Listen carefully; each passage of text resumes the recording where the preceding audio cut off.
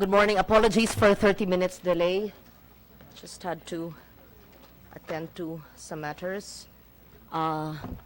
We recognize and we welcome to the Senate Secretary Mark Villar and the DPWH family. This is our third hearing. It's a continuing hearing from the DBCC. May we hear the ComSec read into the record the presence of everyone here today. Thank you.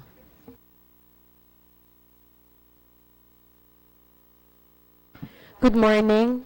The Committee on Finance would like to acknowledge the presence of our distinguished guests, namely Secretary Mark A. Villar, Senior Undersecretary Rafael C. Yabut, Undersecretary Dimas S. Sogilon, Undersecretary Maria Catalina E. Cabral, Assistant Secretary Gilberto S. Reyes, Assistant Secretary B. Elizabeth E. Yap, Assistant Secretary Maximo L. Carvajal, Assistant Secretary Antonio V. Molano, Road Board Executive Director Mr. Luisito V. Clavano.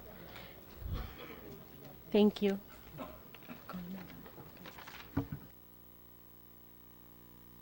Thank you. May we hear the budget, Secretary Mark?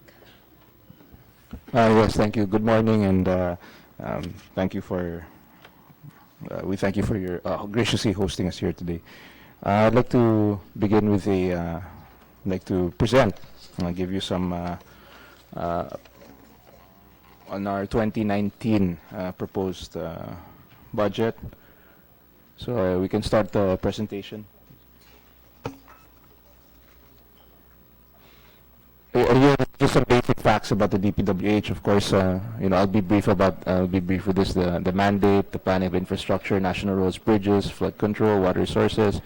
As you can see, this is the condition of our Philippine road network, which at this point is 32,868 kilometers of road, 94% paved. Primary is 99.99%, secondary 94.91%, tertiary 90.41%, and local roads 18.85. Of course, it should be noted that also there's in terms of monitoring the local roads, it's not as accurate as we do with the national roads. So these are our assumptions. But it should be also noted that the national road network is also every year we nationalize certain roads, so it's also a moving target.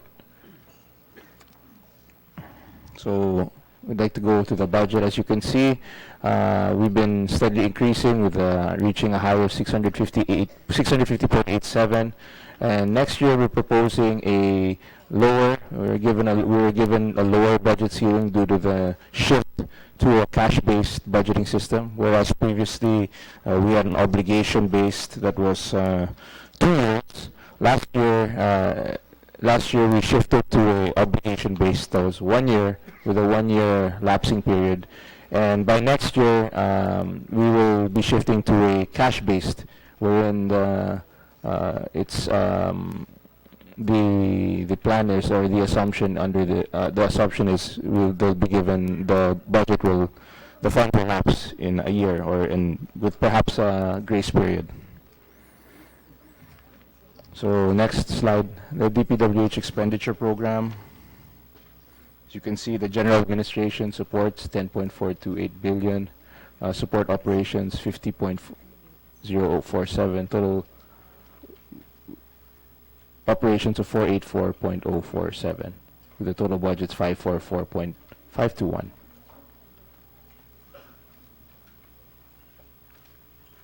Next. DPW operations by operating office. As you can see, in 2018, again, there's a decrease from 280.678 to 199.598.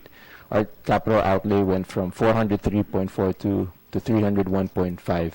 Again, 0.508. Again, this is because of the shift to the cash-based system from the obligation-based. Here we have a breakdown of the capital outlays. National highways 47.1%. The major components of the national highways and the flood controls is 21.9%. The rest are we have right-of-way contractual obligations 5.7. FS, PDE 1.5%, local infrastructure projects 3.9%, various other infrastructure local projects 16%, PPP 2%, National Building Program 1%, and others 0.8%. Here, this is another, again, you can see the decrease in our capital outlays. Our current operating expenditures also. Our MOE went from 16.54 to 12.76. Also, MVUC went down from 1.92 to 10.37 billion for a grand total of 555.67. Here we have the breakdown per distributional budget by region. The NCR is 7.63% at 34.9 billion. Southern Luzon is 22.2% at 101.5. Visayas 70.2 at comprising 15.35%.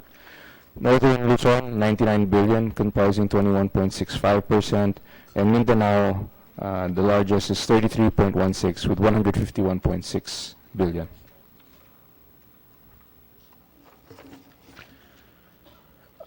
This is to give you an idea for our fund utilization. We'll start with the obligation rate. As you can see, this is the increase. We had last year we had focus on the increasing the obligation rate because of the 1 year lapsing period. So as you can see, last year we hit 92% obligation rate, which is the highest so far in the department. We were able to obligate 621.9 billion last year. This year, we're already at almost 80% obligation rate. That's as of July 31. So with 5 months to go, we're already practically at 80%. So we're ahead than last year. These are the allotments, the breakdown of our allotments, comprising of the regular agency fund and of course our transferred appropriation. These are funds downloaded to us by other agencies. As you can see, the DepEd, DA, the SRA, bulk of which is the DepEd.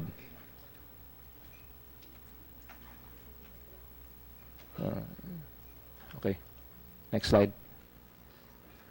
Okay, here, this is the year, we prepared a year-on-year, just so you know how we're how it's going from obligation based from last year. Same period last year, January to July, we had obligated 364.7. Same period this year, we've obligated 539.3. That's a 174.8 increase in obligation. So that's where I got the 79, almost 80% obligation to date. That's an increase of 48% from obligation, and our allotments also increased the same time period by 21%. This is the disbursement rate. Basically, the obligation is when it's bid out. The disbursement is the actual disbursement of funds. This is a year-on-year comparison. 2017, at this point, last year, at this point, we had disbursed 191.8. Same time period this year, we've disbursed 316.2 billion. That's an increase of 124.4 billion year on year. Okay. We'd like to recognize the presence of, well, first, I'm not sure if I recognize Senator Lacson. I'm sorry if I missed that. He came at 9 o'clock. And Senator Risa Ontiveros, Senator J.V. Ejercito. Thank you. Thank you, Madam Chairman. And we'd like, I'd like, excuse me, like to just give you an idea of the major programs and how the budget is broken down in terms of these major programs of the department. I'll start, of course, with the traffic decongestion program. As you can see, from 2017, we increased it to in 2018 at a high of 149.7 billion. This includes high standard highways, expressways, bypasses, interchanges, diversion roads, all contributing to traffic decongestion, which, as we know, costs us, we've heard the numbers, 2.4 billion pesos a day in the Philippines. So it's paramount that we invest heavily in this traffic decongestion. As you can see, 2019 again, it went because of the cash-based system. It's we had to rationalize the budget based on cash disbursement and not on based on obligation. So it's 103.3 billion for 19 are proposed. Next slide. Integrated transport system, that's the construction and improving of roads leading to growth networks. This includes the connectivity, inter-island bridges. Again, it's, as you can see, it was 2018 101.5, and again with the cash base, it's with the rationalization of cash base, it's at 70. Our proposal is 76.7 billion for next year, for 2019. Convergence and railroad development program. As you saw on the slides earlier, many of the national roads have already been paved. At this point, we also want to give support to various other priorities in the government, such as trade and industry, also DOTR, Department of Tourism. So with the help of these agencies, they help us identify certain projects that would be of high value, and this allows us to develop those rural roads, even if they're not national roads. Just recently, we created a new convergence program, the TICAS program, within coordination with the Department of National Defense, wherein they can identify projects within army camps that are of high value and that the DPWH will be able to fund. So this goes to the upgrading also of our military establishments. At the same time, it's also an investment, we believe, in peace and order. And so in this program, we can see last year, well, from 2017, it increased to 49.8 billion from 18.1. And in 2019, after the rationalization, we're proposing 31.4 billion for our convergence and rural road. Of course, being one of the most susceptible to natural calamities, we also have as our priority the livable, sustainable, and resilient communities. This is mostly to mitigate natural calamities. This includes flood mitigation structures, water impounding, rehabilitation of existing bridges to make them more resilient and seismic rated. So you can see the budget, our proposed budget for 2019 is 152.7 billion from 165 last year. Next slide. Just to give you an idea of some of our major flood control programs, we have a short list here. This includes the Pasig Marikina River Channel, Phase 3. Just recently, we inaugurated a large portion of this project in Marikina, in Pasig. Also, we have not just in Metro Manila, but of course, we have master plan projects in Cagayan, Tagaloan, Imus Rivers. We're starting this year the integrated disaster risk reduction and climate change adaptation measures in low-lying areas of Pampanga Bay. This is a master plan project designed to mitigate the flooding in those areas, which we know is very flood-prone. So that's starting 2018 to 2022. Of course, Cagayan de Oro River, that's a continuing project. And also we have a new project that we're proposing to mitigate the flooding in areas near Cotabato City, in the Ambasumoy River and Rio Grande, Mindanao River Control Basin, riverbank protection. That will start next year at a cost of 39 billion. You can see here a picture of the Leyte Tide Embankment project. This is 31.28 kilometers long at a project cost of 7.9 billion. We've already funded about 3.6 billion pesos of this project. As you can see, it's designed so that if God forbid there are any storm surges, the magnitude of the effect will not be repeated from what happened in Yolanda. So that's the actual project on the screen. Next slide. Nationwide evacuation centers. This is we designed this program for all So all regions will have a world-class design evacuation center. What we want to avoid is the use of other facilities such as schools for long-term evacuation, as they have effect on the, of course, on the educational system. The more that we utilize our existing public infrastructures for long-term. So with that in mind, we've a total of 4.98 billion has been allocated from 2016 to 2018 for the construction of 137 evacuation center. As of now, 90 evacuation centers are ongoing, and 26 are under 26 are under pre-construction activities, and 21 were already completed. Next slide. This is also a recent convergence program, the Roll It. Previously, there was no convergence with the DTI, but we saw the need to help enhance our industries, therefore spurring job creation. So in 2018, there was 12.56 allocated to these Roll It, and this is all in support of industries. So this is done with the help of the DTI, and for our proposed for 2019 is 6.83 billion. Of course, the TRIPC, the Tourism Road Infrastructure Program. This was a master plan done with coordination with the DOT, wherein they help identify roads leading to major tourism sites. This is our support for the tourism programs of the government. A total of 65.7 was allocated from 2016 to 2018, and about 2,721 kilometers of road being are rehabilitated and upgraded, and a total amount of 18.69 billion is proposed for 2019 for 674 kilometers of tourism roads.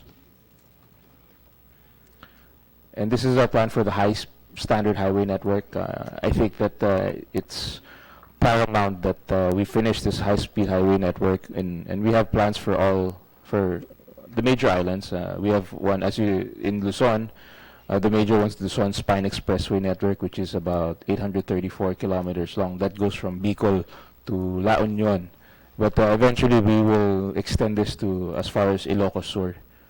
So as you can see, what is the status of this? At this point, the TR4 will start construction this year. The Quezon Bicol Expressway, the feasibility study will be finished by late this year, the last quarter of this year, and allowing us to start by next year.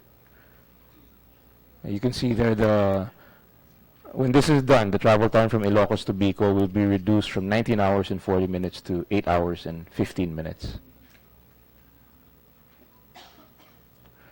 Metro Cebu Highway, this is a 73.75 kilometer high standard highway.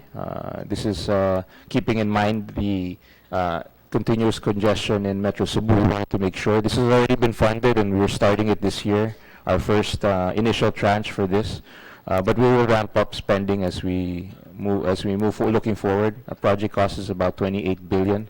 We'll be doing it in phases, but definitely it's one of the priorities to decongest Cebu City, and this is one of the major decongestion programs there. Of course, in the major center in Mindanao is Davao, construction of an expressway bypass road with a total length of 86.11 kilometers. And of course, the whole Mindanao region, we have the Mindanao Road Development Network.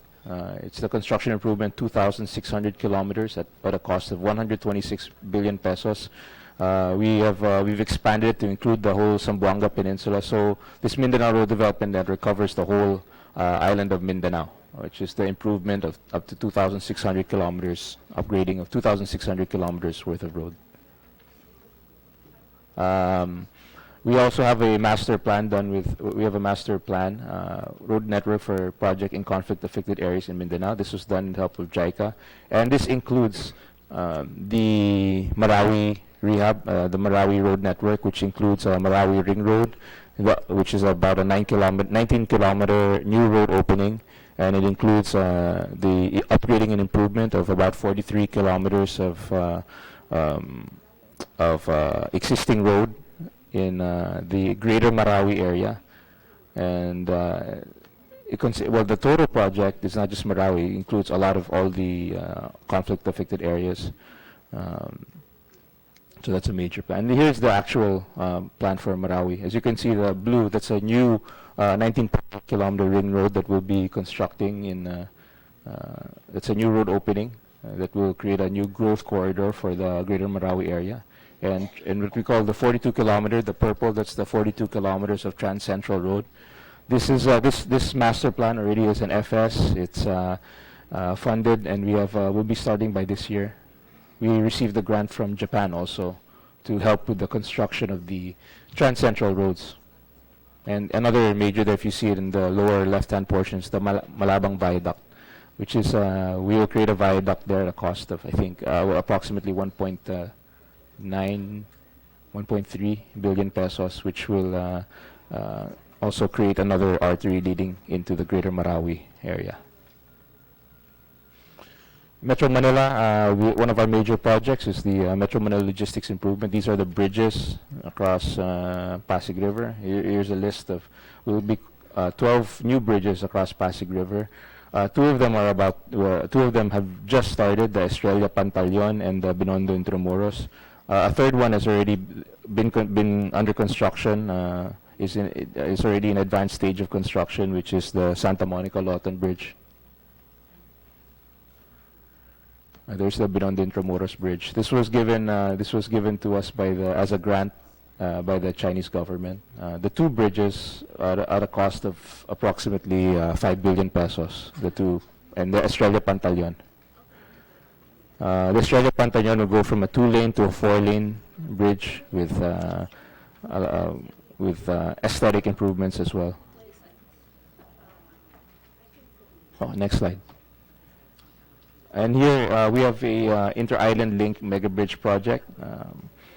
This is we have a facility from the ADB with IPIF in order to fund the studies, the feasibility studies for all of these. All of the ones that we are targeting to start within, the one that will start ground break this year is the Pangil Bay Bridge, by far the longest bridge in the Philippines, 3.77 kilometers long, connecting Misamis Occidental to Lanao del Norte. And of course, an advanced stage of planning also is the Panay Guimaras Negros Bridge, because the FS is already near completion, and it will be ready for implementation by next year. So this is a 19.2 kilometer bridge connecting the Panay Island to the Negros Island, but stopping at the Guimaras Island, which is about 5 kilometers from Panay. This is what I mentioned earlier, 3.77 kilometers from Panguil to Tubod. Travel time from 2.5 hours to 10 minutes. This is just to give you an idea of the accomplishments for the first 2 years. 511 bridges widened, 204 existing bridges replaced, 120 new bridges constructed, and 1,581 bridges rehabilitated and strengthened from July of 2016 to June of 2018. 1,896 kilometers of road widened, 328 kilometers of bypass diversion roads constructed, 393 kilometers missing gaps between national roads, 1,312 kilometers of access road linked to airports, seaports, trade corridors, and other tourism destinations. Next slide. Thank you. And I hope at this point we'd like to thank all the senators for Thank you, being here. Secretary Villar. I've some questions, but I will give the floor to Senator Lacson, who is here at 9 a.m. and who is the acknowledged expert on public works. Public works audit.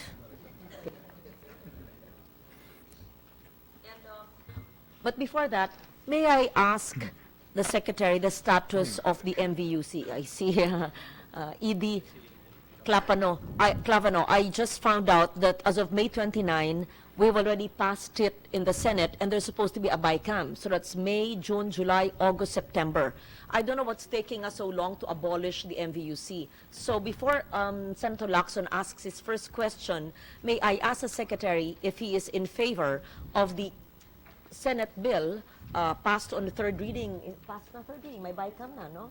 Yes, abolishing the MVUC, but not abolishing the utilization of the fund, because you're a member of the board, and it will be lodged in the DPWH. So that there's just one body for the construction, rehabilitation, and all the projects that you've done, because to date, we already have 166.1 billion collected from MVUC, and we know very well that Mr. Clavano is new. It's not him, nothing personal, sir. It's just that it's not been an effective mechanism or institution to serve its mandate. Sorry to say, in my view, correct me if I'm wrong, it's a failed law. It's a failed institution. I say this every year. And so I'd like, as a former lawmaker and member of the House, I'd like to know whether you are in favor of the abolition of the MVUC, and are you ready to accept the funds that will be lodged in your department if and when it is already enacted into law. It's in BICAM stage. Just on record, I don't know what's taking us so long, if there are shadows stopping it, because it's been 4 months since the BICAM, and I will talk to the chairman of the Public Works Committee what's taking the BICAM so long. May 29, June, July, August, 3 months. Bakit hindi ma-abolish? And tagal-tagal nang may clamor for abolition. I don't know if my colleagues here agree, but yes, when we're on the floor, there's been, so may we hear from Secretary Mark. As a former lawmaker, first, are you in favor? Second, are you ready to implement part of it, whatever is allocated to you? Then I give the floor to Senator Lacson. Thank you.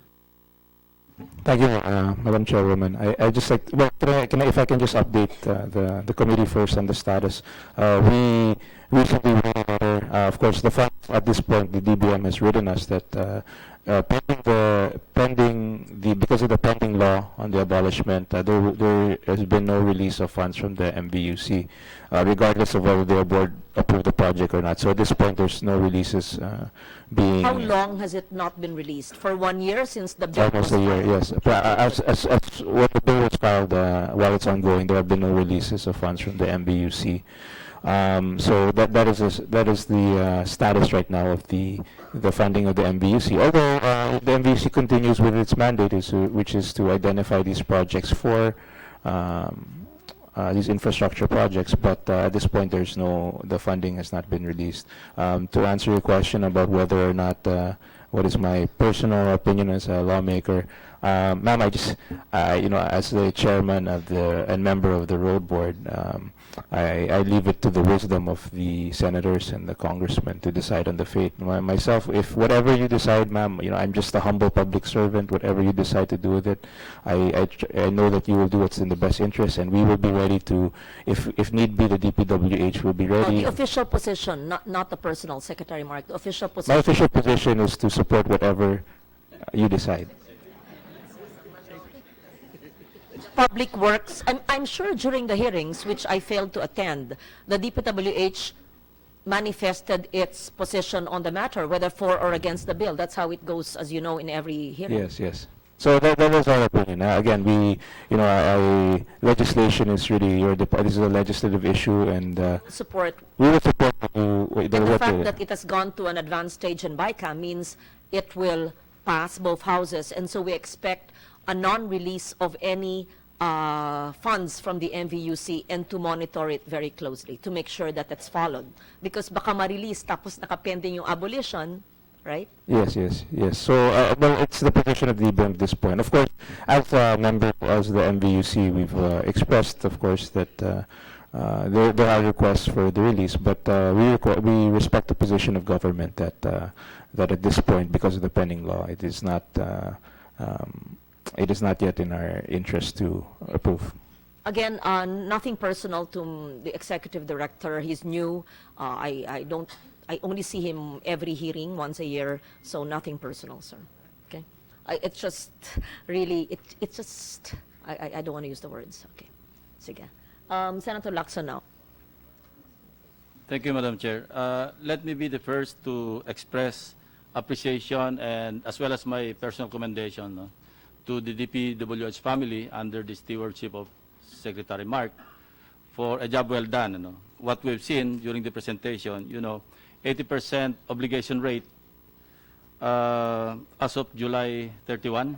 Yeah. And 48% spike in your disbursement are certainly worth mentioning, you know. So, however, iba yung obligation, iba yung implementation proper.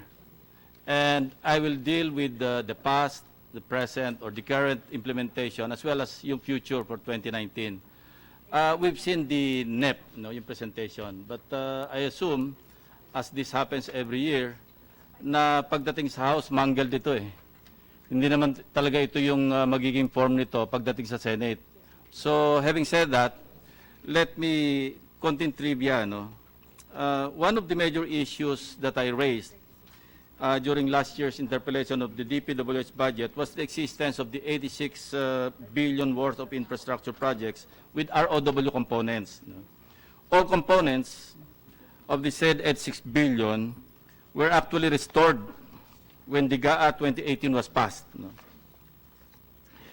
Well, in principle, I argued, as I still do, that the ROW payments should be settled first before we allocate funds or appropriate funds for the actual construction.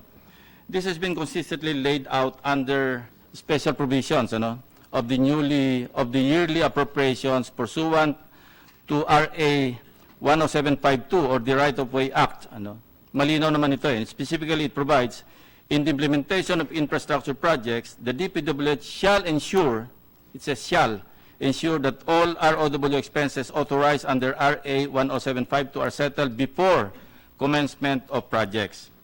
Now, one of the projects put into question last year was the construction of the bypasses, diversion roads, including right-of-way in Sariaya, Quezon, 2nd Legislative District. Obviously, this is pork because nandun mismo sa GAA when this was passed, 2nd Legislative District. The project had a total allocation of 466.8 million pesos under the General Appropriations Act for 3 years. Multi-year project. While this was implemented from 2014 and 2016, so we don't fault you with whatever defects noticed here. I wish to illustrate lang, just to highlight, na yung simultaneous implementation ng ROW payments and civil works, that becomes the cause of delay, if not suspension or abandonment of projects. As a matter of fact, itong project na ito yung Sariaya, 466.8 million pesos. Noong 2016, the DPWH requested for further appropriations, only to suspend the project 3 months later. March 2016, this was suspended. My first question is, what is the future of this project? Ang main problem dito is ROW settlement. We'll show you because the members of my staff undertook a case study of the project. They went to the area, talked to the residents, and tried to find out what went wrong. So, with your indulgence, Madam Chair, distinguished colleagues, at saka sa DPWH, may I just show you some clips?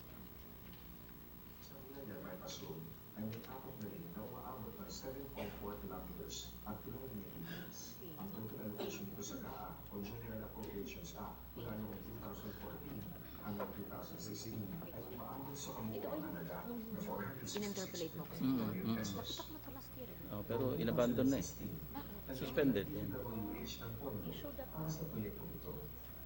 Noong March 21, 2016, ay ipinasuspindi ang konstruksyon sa bahagi ng Isabang Bridge 2 dahil umano sa right-of-way issues.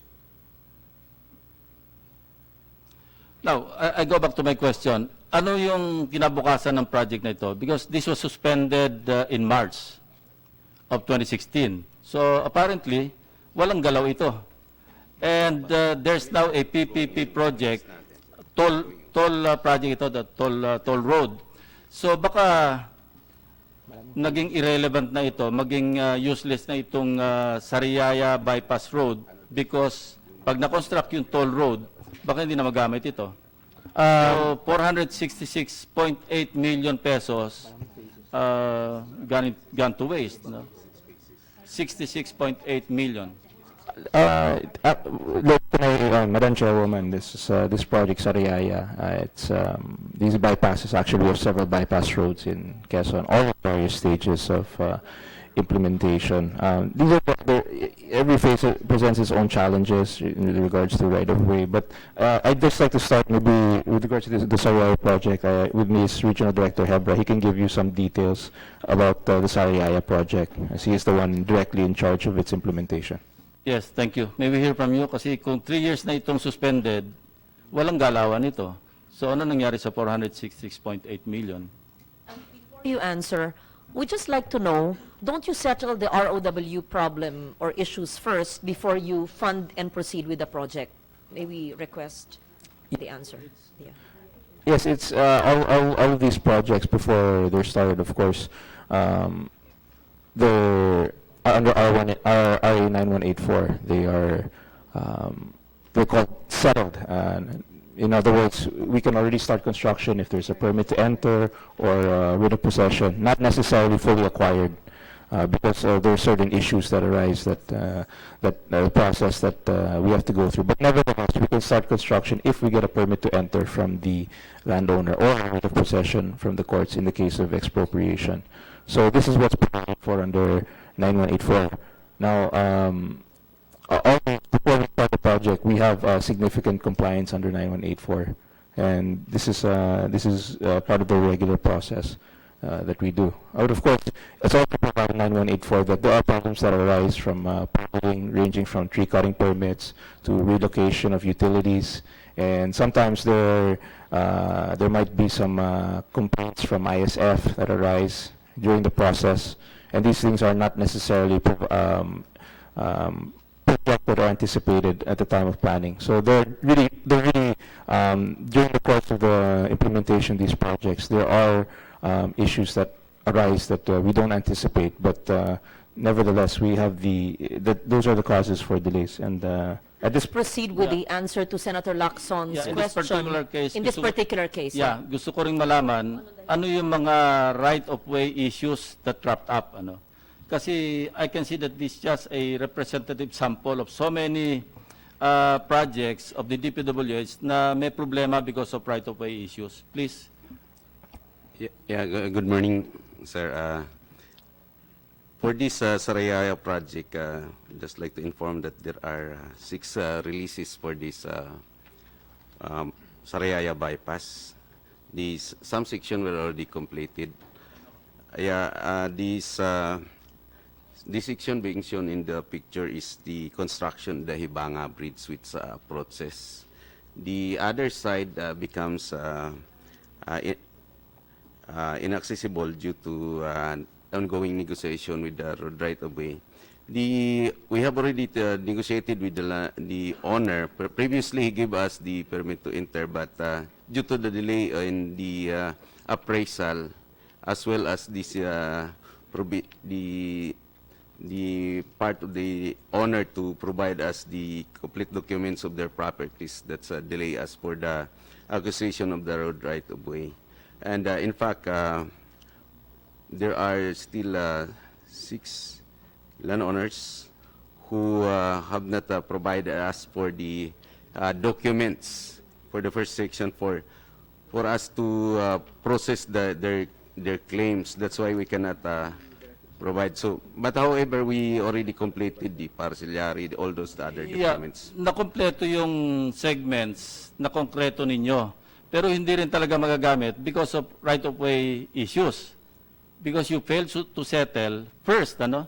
Dapat masettle muna yung right-of-way issues bago sana nag-construct ng road.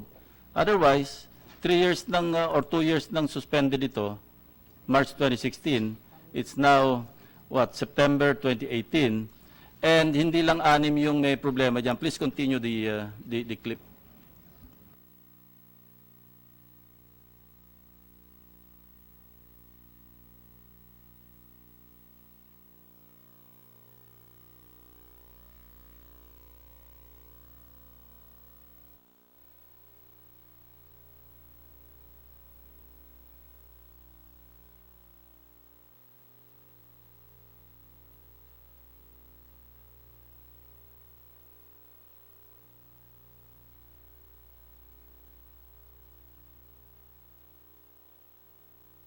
You see?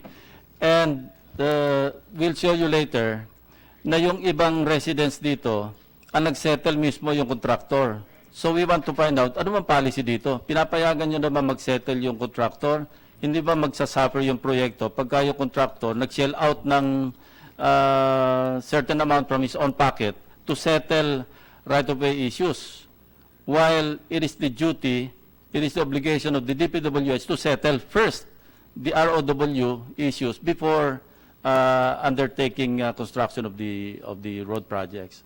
Before, I just like to mention that in RA 918, I just want to say that, you know, in certain projects, there are right-of-way issues that can arise during implementation. In other words, if something comes up that there's an additional claimant to the property, this will cause delays in the implementation of right-of-way. It has happened, and sometimes in terms of documentation, there are lapses, even the owners themselves have lapses in their submission of the proper documentation. We have also, in terms of, sometimes there are delays in terms of course, we have to get from the GFI. We have to get the appraisals from the GFI. So, given the high volume projects, these are, but you know, Madam Chairwoman, these are definitely challenges that we have, and I think that I'm not saying that definitely this is something we want to improve on. But the reality is there are right-of-way issues, Madam Chairwoman, that can arise later on that we don't anticipate, and this is the cause sometimes for certain. It can come from not necessarily right away. It can even come from permitting issues that come later on. It can come from ISF issues. It can come from peace and order issues. But in terms of the particular right-of-way issues, if we're going to focus on that, there are circumstances that can occur during the process of that would cause us, especially in the case of multiple claimants, that can happen, and they can surface after or during the implementation of the project, and has happened, and this might be the cause of delays. But again, it's something that we can mitigate if we go through appropriation proceedings. We can. That's why if at some point we go through, I encourage them to go through instead of just negotiation. We can just simply go to the court and. We can go to the court and obtain a writ of possession, and then while the court decision is pending. So that's something that we're more aggressive about doing right now. But anyway, sorry, I'll allow my director to continue. Yeah, if that's the case, then we're not complying with the provisions of 10752. Kasi maliwanag yung Right-of-Way Act. Sinasabi, the DPWH shall ensure that all ROW expenses, no, are settled before commencement of project. So we're not complying with the law. And I'll show you later, yung pag tumawid tayo sa mga current implementation nyo, ganyan din ang issue lumalabas. Those part of the 86 billion that I tried to amend, no, for deletion, pero na-restore lahat. The same issues. Sir, in the settlement of road right-of-way, there are two aspects. First, the settlement of the improvements that will be affected, and second is the settlement of the land or the lot. Yeah, pero maliwanag yung batas, isettle nyo muna, bayaran na muna yung isettle na muna yung right-of-way issues, bayaran lahat, yung mga may-ari, bago mag-start yung project. When you do it simultaneously, all these problems will crop up. All these problems will arise. If we don't change the process, which is, by the way, very clear under the law that Congress passed, talagang uulit at uulit yung mga problema na ito. And then, my other question, ino-authorize nyo ba yung contractor na magbayad, mag-settle ng right-of-way? Kasi doon sila pumipila, yung mga residents doon kay Tantuko. Kasi siya yung contractor dito eh. Sa halip na DPWH, doon daw sila kumukuha ng pambayad. Why is that? What the contractor has settled or those improvements na affected during sa kanyang execution of the project. These are permanent plants and some temporary structures that have been affected. So these are improvements of the area where the road construction passes by. So, but the improvements, we sometimes, because the landowners do not provide immediately the documents that we needed, like the tax declaration for the improvements that they provide, the contractor usually paid Director, I'm sorry, you're not answering my question. Ang concern dito In for certain, excuse me, for certain projects, we have reimbursement agreements, especially for the PPPs. We have reimbursement agreements with the contractors. That's documented. So that's also part of the reason why maybe some people are saying that. but this is not PPP. So bakit yung contractor na nagbabayad? Oh, is that allowed? Well, with these, for this particular project, I mean, of course, it's not our policy to Yes. do that. I cannot speak for what the what the arrangements of the contractor has with some of these people, but it's not part of our main policy to do so. I have to, if there's a particular case here, I'll have to look into that. But as a general rule, it's not our, but I'm just saying that there are cases, especially in PPP, where we do have specific reimbursement agreements. In this particular case, we can look into it, kung Yeah, what please. is the particular agreement or what the contractor is doing, but it's not a matter of policy. Yeah. You know, we don't know those people, ano. Pinuntahan lang doon, spontaneously, sila yung nakausap. And how do you intend to do justice? Mga may-ari ng lupa, may mga titulong pinakita, but up to now, hindi sila nababayaran. And lalo na, nasuspend yung proyekto since March 2016, lalong hindi sila umaasa mababayaran. So kindly look into that, ano. And for future reference, ano, dahil ito, hindi naman to under your watch, ano. And I emphasize that, sige, pakituloy mo nga yung clip. I'd like to recognize the presence of Senate President Vicente Soto.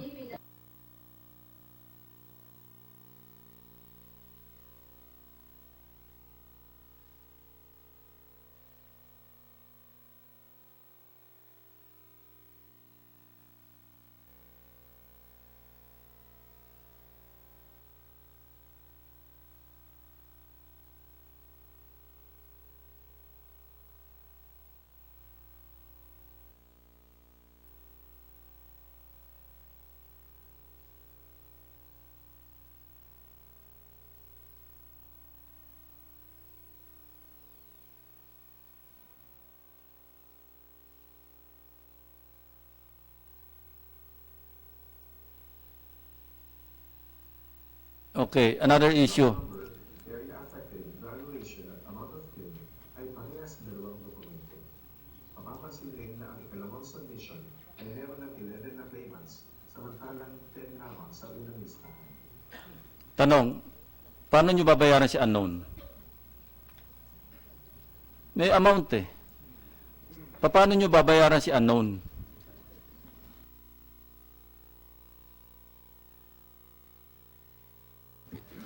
In certain cases, when we do the partiality survey, when we go to the actual site, the owners, for some reason, the owner's not there.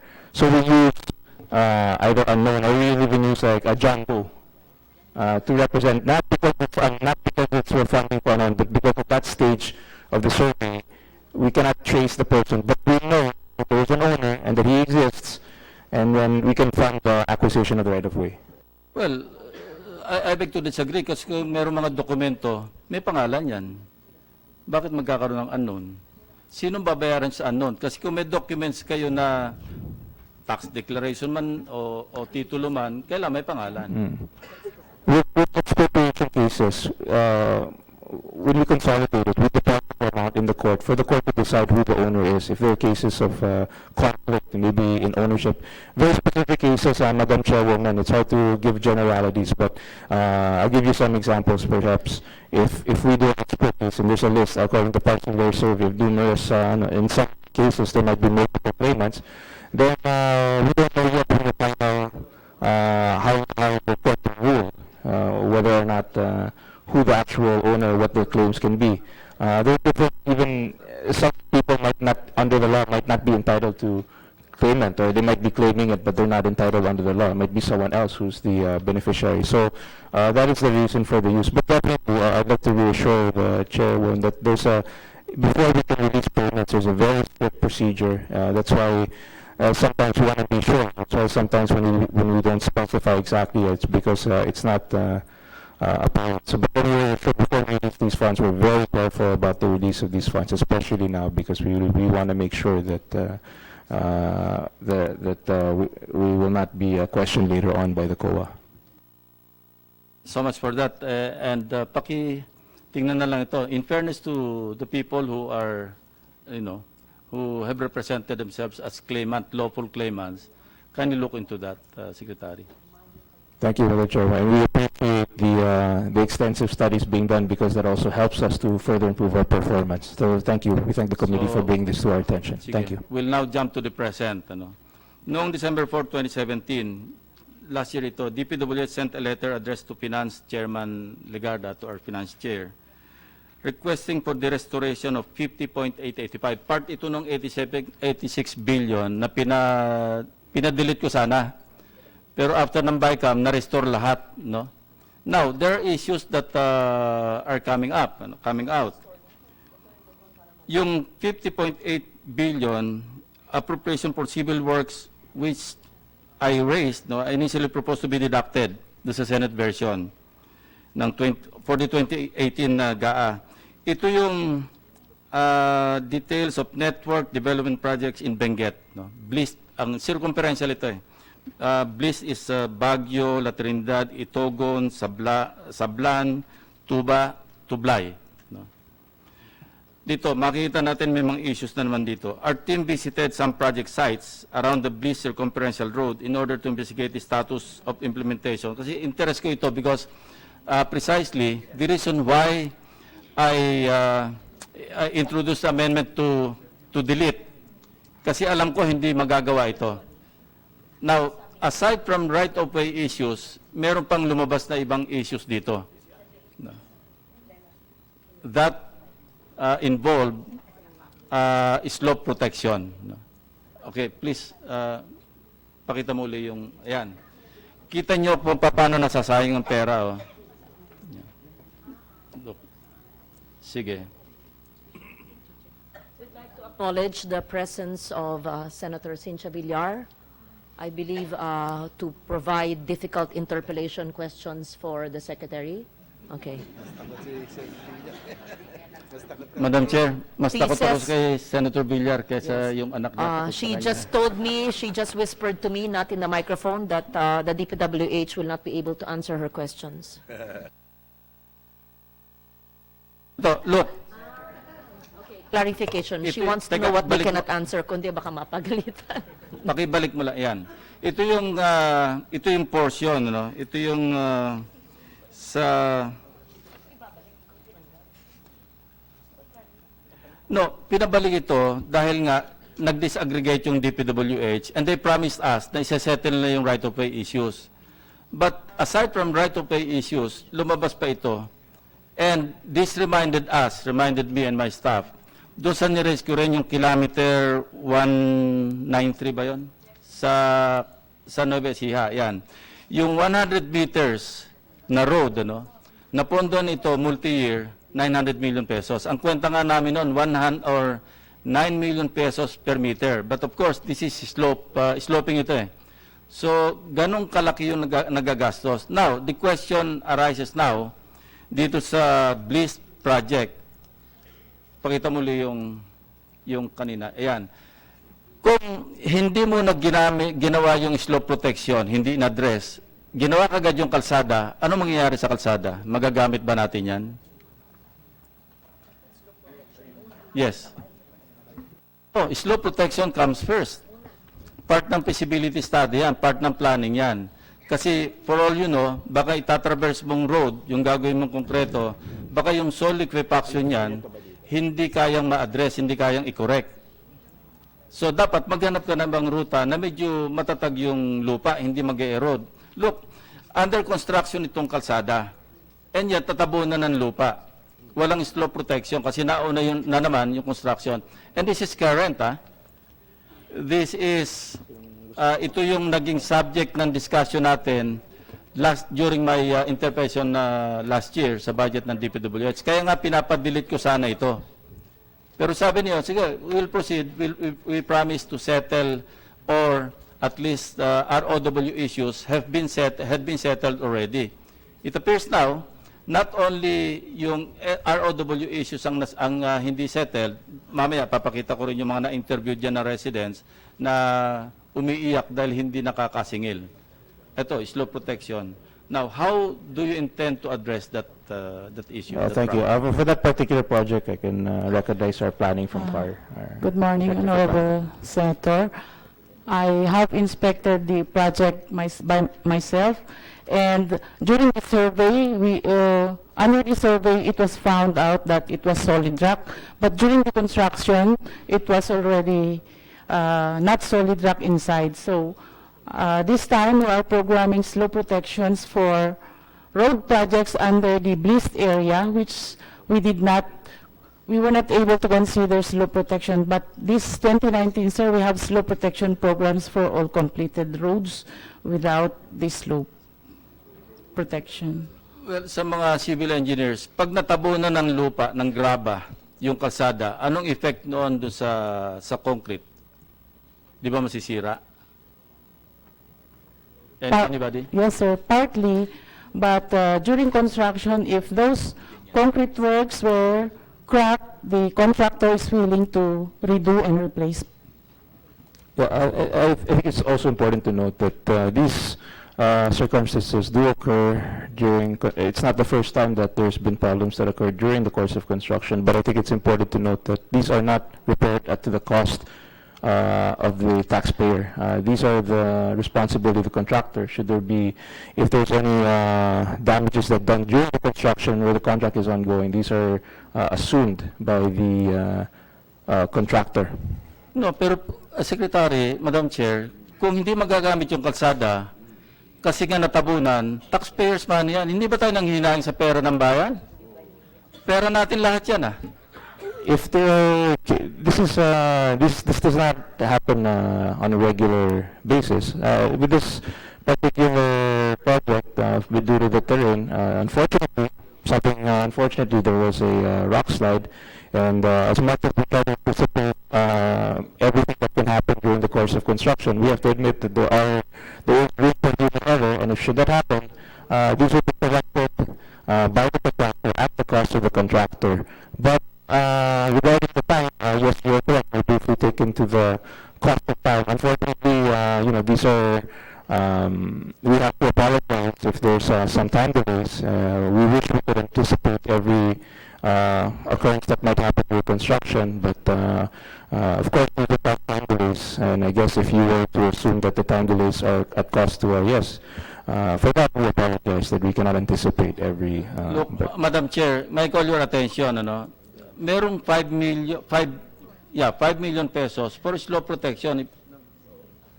That's true, pero kasama sa civil works. Yeah. 95 yung... Kung makipansin nyo, Labay, Lacamen, Provincial Road Section 4A, Beast Outer Ring Circumferential Road, including right-of-way and slope protection. So funded itong slope protection. We acknowledge, sir, that we were not able to completely fund for slope protections. But rest assured, sir, na meron po kaming program for slope protection the coming years. Because we have our road slope management now, we have already included all of these slope protections in our proposal. Which should come first, di ba? Yes. Before you construct the roads, ayusin yung ROW, ayusin nyo rin yung slope protection. Otherwise, this is what will happen. Hindi lang ito isang portion, There are several portions of the BLIST project na ang daming mga hindi madaanan. Apo, sir. And the concreting of roads continues, even as we speak now. Opo, sir. Tama po. Madam Chair, I have many questions still, but I'd like to give... continue. No, I want to give our colleagues their chance to ask their questions. Actually, you have the momentum, and we're learning from you. With the permission of our colleagues, because we have a second hearing anyway, so we will give you the floor. We will have a second hearing, Yes. Madam. I'll ask my other questions In fairness to our colleagues who are here, Madam Chair. Okay. I'll defer Just to to them. clarify, because you mentioned my name, that during plenary you asked me to delete the 50 billion and I put it back in the BICAM. You know, the records here will go down in history. So let me just clarify. You approved. As a matter of fact, the Senate Yes. version, we approved in the Senate version that we deleted 50 billion pesos. Okay, I just But it was clarified. restored in the BICAM. Yes, okay. Lest it be misconstrued as Senator Legarda's projects, these are not my projects. And these were explained that these were the projects with right-of-way issues. And then we had small meetings here, in this room with Secretary Villar, Yusek Cabral, and I think Senator Villar was here to help fix that 50 billion ROW issues, challenges, etc. And DPWH requested it to be returned with certain solutions on the row issues. So just to clarify, hindi ko po proyekto yan, hindi ko alam yung detalye niyan. That's a institutional DPWH 50 billion projects with row issues that were eventually, after consultations in open hearing or consultations in this committee room, were returned in BICAM. So it was not like surreptitiously included in BICAM without the knowledge of everyone. Our Madam- colleagues and the LBRO were also Madam present. Chair, I never mentioned that these are your projects. Yes, I know. I just wanted it. You never mentioned. I thank you for that. I just wanted the clarification and the details because I was surprised with that 50 billion. So LBRMO clarified with me that these were the row issues that were returned because the DPWH answered the questions during a subsequent consultation or meeting. Thank you. Thank you, Madam Chair. I'll suspend in the meantime and defer to our colleagues. Thank you. The order of arrival is Senator Ontiveros and Senator Ejercito. However, may I ask my colleagues, since the Senate President is here, with respect to the position, may we ask the Senate President to have the floor with the permission of Senator Ontiveros and Senator Ejercito? SP, that's okay. It's okay, Madam Chair. I have decided to listen first and perhaps take up some issues during the next hearing that you will have. Thank you, Senate President Soto. May we proceed with Senator Ontiveros, please? Thank you, Madam Chair, and good morning again, 1 year later, to SecMark. SecMark, does the department follow a national infrastructure plan? Pinakinggan ko naman yung presentation nyo, but do you have anything like a national infra plan similar to or aligned with the Philippine Development Plan of 2017 to 2022? And kung meron po, where are we in terms of progress, or how has the department complied with its performance targets vis-a-vis such a plan? I noted po, for 2017, it seems, pero parang iba naman yung isang opening statement ni Senping. It seems, the first briefing papers I looked at, that the department missed many of its major final outputs by a wide margin, except for flood control.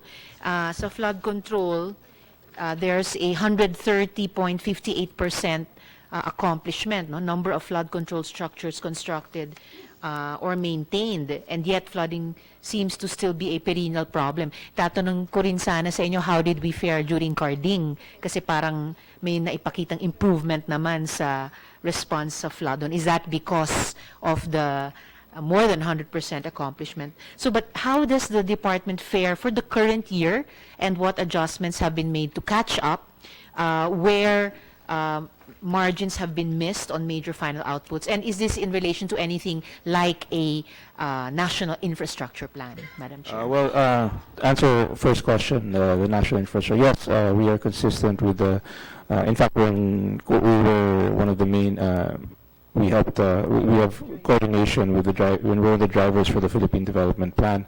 As you can see that we mentioned earlier, the major components, which include traffic decongestion, disaster resiliency,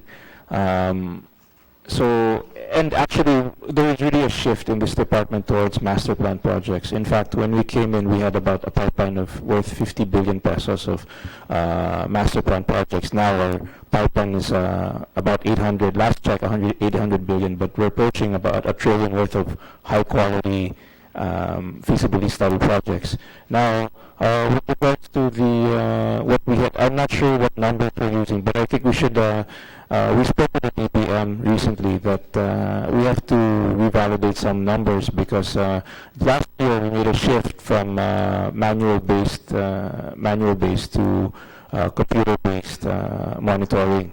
So during that shift, there's it's hard to compare a manual-based to a computer-based system because under a computer-based, it's very strict about how you can, like in terms of how many kilometers of road. So I think we just have to rationalize some of the assumptions for, but definitely, in terms of if we look at the disbursements which are tied into the physical accomplishment, it's always physical accomplishment is always a function of disbursement because of the strict nature of releases in finance. So that's something that it's one of the metrics that we're very particular with disbursements. As you can see, 2017, our level of disbursements percentage-wise are the same as 2016, despite the higher budget.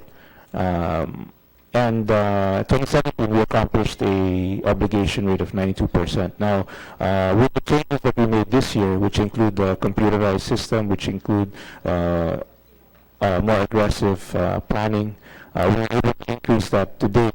We've already reached 46% to date in terms of disbursement. Now, it's also important to note that in terms of the nature of the DPWH is capital outlay. So we were previously under an obligation-based system. So it's not when under obligation-based, there are projects that can be put in the budget that are multi-year projects. It will not be finished in 1 year. So if you talk about current year, you cannot compare the current year utilization of the DPWH with other departments because the nature of our budgeting is not single year; it's multi-year. Now that will take next year, in which case then we can start utilizing current rate utilization, disbursement. Can the Secretary, just for everybody's understanding, since it's the first time we're doing the 12-month cash-based Yes. budget, explain to the body what cash-based budgeting would mean?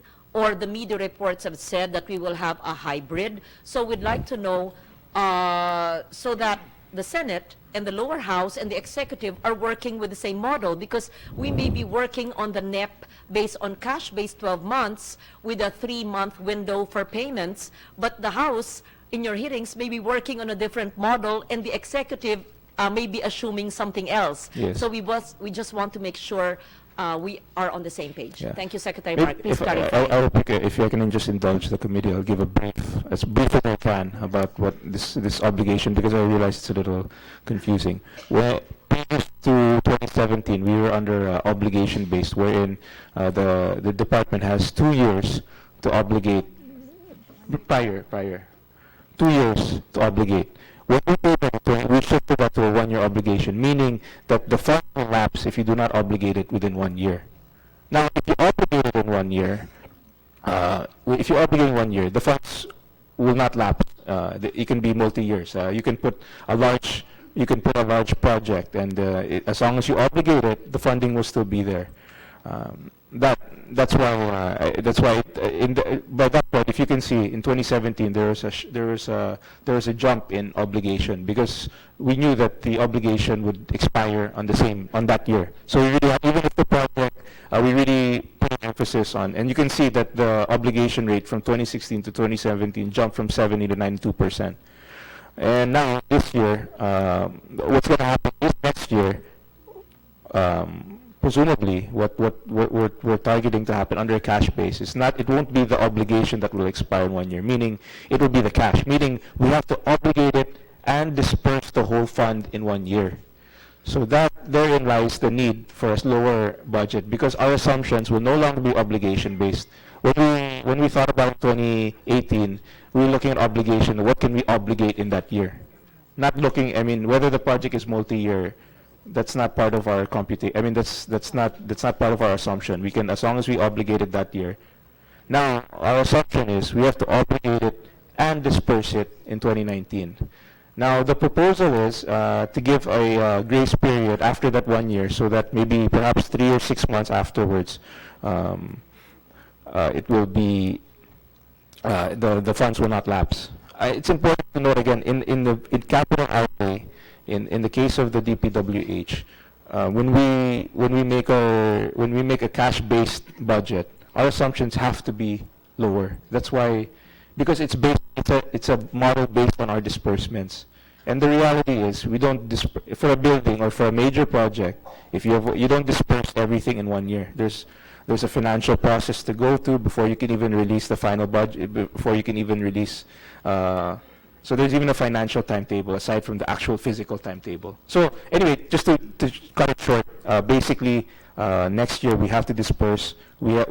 So in other words, the budget that we put next year. Obligation, Yes. implementation, disbursement, or payment Yes. within 12 months by Yes. December. Yes. But there is a window of an extension up to March Yes. of 2020 and possibly Possibly longer. June 30. Possibly. That's the hybrid. Yes, that's the Pero hybrid. para maliwanag lang po, ay yung cash-based obligation, ibig sabihin, na bid out. Yes. Pangalawa, ini-implement na nung supplier o ng contractor. Yes. Pangatlo, babayaran na rin siya dapat hanggang Desyembre 2019. Yes. May palugit hanggang March 30. May palugit hanggang June 30 ang pagbayad. Yes. So, kailangan po ay ma-implement na lahat ng proyektong yan hanggang Desyembre. Yes. Hindi June 30, 2020, Tama po. Desyembre. Kaya Tama ang tanong ko po sa DPWH, first time magaganap ito, kaya ba ho ninyo i-implement ang cash-based budgeting na hindi lang obligation? Ngayon, maganda, may obligation kayo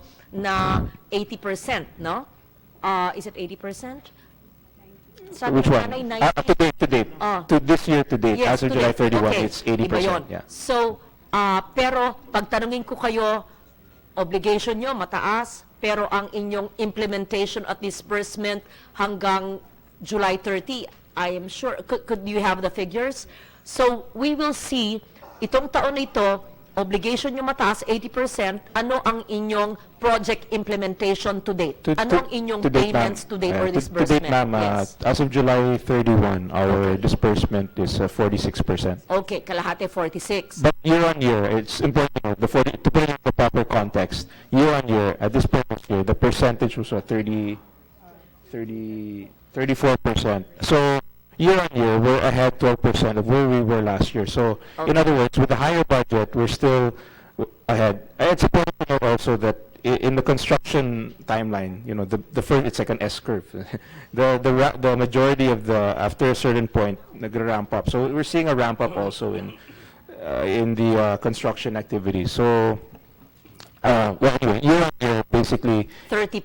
we're ahead 312 billion versus 191 at the same point last year. That's where we So are this right now. year, you're higher than the year-on-year average of 30+%. Last year, yeah. You're on 40 plus, 46% disbursement as of July 31 Yeah. for 2018. Yes, whereas last year, at the same time this year, in 2017, It was we 30. were at 34%. 34, okay, clear. So, for the next year, based on the cash-based budget, you'll have to, uulitin ko lang, obligate, i-bid out po nyo, pangalawa, implement ng suppliers, contractors, etc., at mabayaran ng Desyembre 2019. Pero may window, ayon sa NEP, ng Marso 2020, na ang tingin ko sa House, sa pag-uusap, hanggang June 30. Payment lang yan, yung window na 6 months. But obligation implementation should be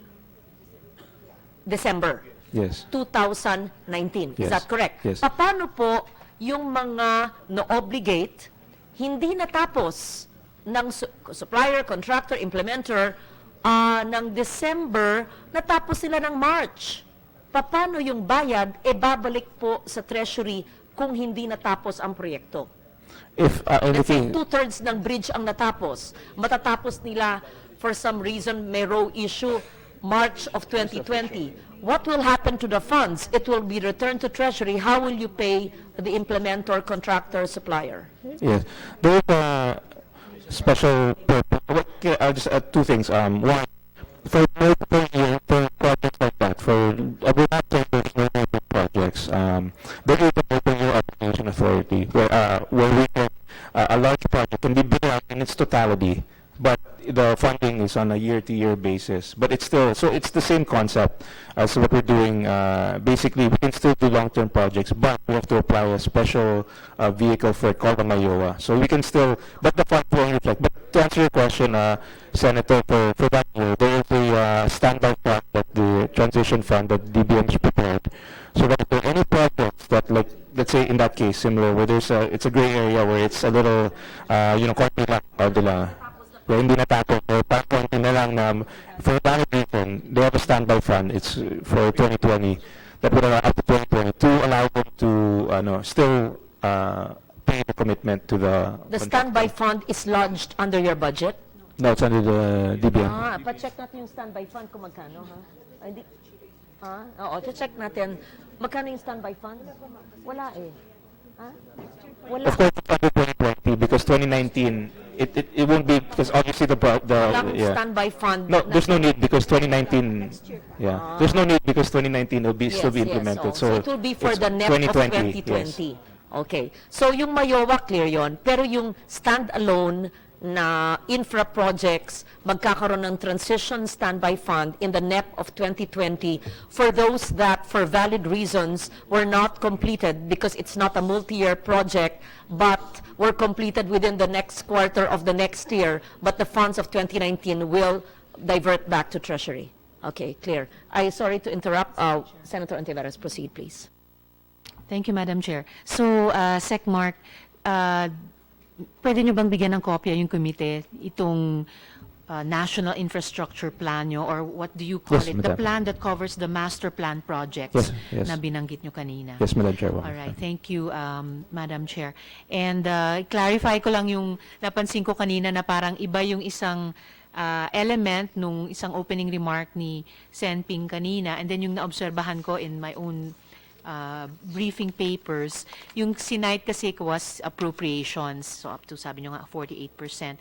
Yung sinasite ko yung actual accomplishments, where pinakamataas yung number of flood control structures constructed or maintained at 130.58%, pero yung iba, whether length of national roads maintained, constructed, paved, length of bridges constructed, length of access roads leading to airports, seaports, or tourist destinations constructed would range from 2.02% to 30.12%. Kaya that was behind Sec Mark. Yeah, I think you got that from the DBM numbers. Our appeal to the DBM is because of the information came from us. The year prior to that, we were at manual. So in other words, what they were accounting for was under the manual system, it's basically account. But with the computer system, you can only recognize it upon completion of the project. So it's not apples to apples. Under the PPMA system, it's very strict with regards to the project. So that's the only thing it recognizes. Whereas the previous year, it's basically how it's constructed. Like physically, we use the manual, basically as Excel system. So they would tell us, okay, this much. But under the PCMA, if you generate a report using the PCMA, it's a different, the nature, it will only recognize a project. So it could be, when even financial completion. So that's why we're readjusting the numbers, because obviously if you look at the numbers, it's far. But the reason for that is because of the computerization, and we will in the next year we will be able to rationalize it. It's a big transition for us right now. There's a lot of, of course, in any movement to computerization, there's always maybe some monitoring and some issues with regards to the statistics that might be. But rest assured, we're working on that this year to give the people a true accounting of what is the actual accomplishments, because obviously what is under the computer is different than what is happening on the ground. But that's why we'll give you a more comprehensive report, ma'am, and by this week I've already spoken to our department to come up with a more accurate reporting. Of course, what is accurate is based by the PCMA, but of course we have to tell the people what has been constructed, and not just what is financially, under the financial timetable or under the parameters of the PCMA. So that's something we're working on. So I apologize for any confusion. It's all right, and thank you for the clarification. So, and aside from shifting from manual-based to computer-based and explaining it to us and to your other publics, how does the what adjustments are being made to catch up, or are they already incorporated in your presentation earlier? Well, I think with this new, there's certain it creates there's certain controls that we have to abide by. It's very detailed. Without going into too much detail, basically, if I can just give you a quick briefer on this this PCMA system, it was done with assistance from the World Bank. So it's a new software that we're utilizing that it's basically project monitoring, whereas before we relied primarily on Excel spreadsheet reports without analytics. Now this time we utilize analytics, we can derive what we can easily trace in terms of you get information in terms of blacklisting, who are the top contractors, who has the highest slippages, what areas, and that's what we're utilizing now only this year. So I mean it's a transition period. But what's nice about the software is in terms of transparency, we'll be able to monitor projects via geotagging. So meaning at any time we have access to any project, even the releases of the project will be vetted via satellite-based picture taking. It's not even manual picture taking. I mean, there's no support for that. But if you have a satellite-based, you can be sure. In fact, we have a InfoTrack application that is satellite monitored. There it will give you report the exact location of where the picture was taken. So wala nang daya. I mean, we're not saying, but there will be no room for error in that respect. Aside from that, also we'll be utilizing video training technology to monitor the project, so that when we come here to the Senate, we have a real-time picture of all the projects. So if there's any concerns, we'll be able to address them even faster. So I think that's basically the broad strokes of the computer software that we just implemented it this year. And there are still some bugs, and we are correcting them. But long term, I think this will be a big help in terms of transparency. Madam Chair, with the permission of Senator, is a very quick Yes, sir. interjection. Can you make it public? Can you allow public to have access? Just to monitor. Yes, actually, we have a website, especially for the pictures. We'd like people to, we're working on that now in terms of the project monitoring. That's something that we want, that Yeah. we want to post it online, all the geotag photos of all the pictures, so that anytime, whether it's Sariaya or any road, they'll know where, as of to this date. I just have to apologize that this is a transition year, so it hasn't been fully, but that's where we're going. That's So I where we're understand going. right now only regional directors have access? To certain aspects of the project monitoring, but I think we have to we're trying to fix it so that there's different levels of access. I think public can have access to the pictures, a certain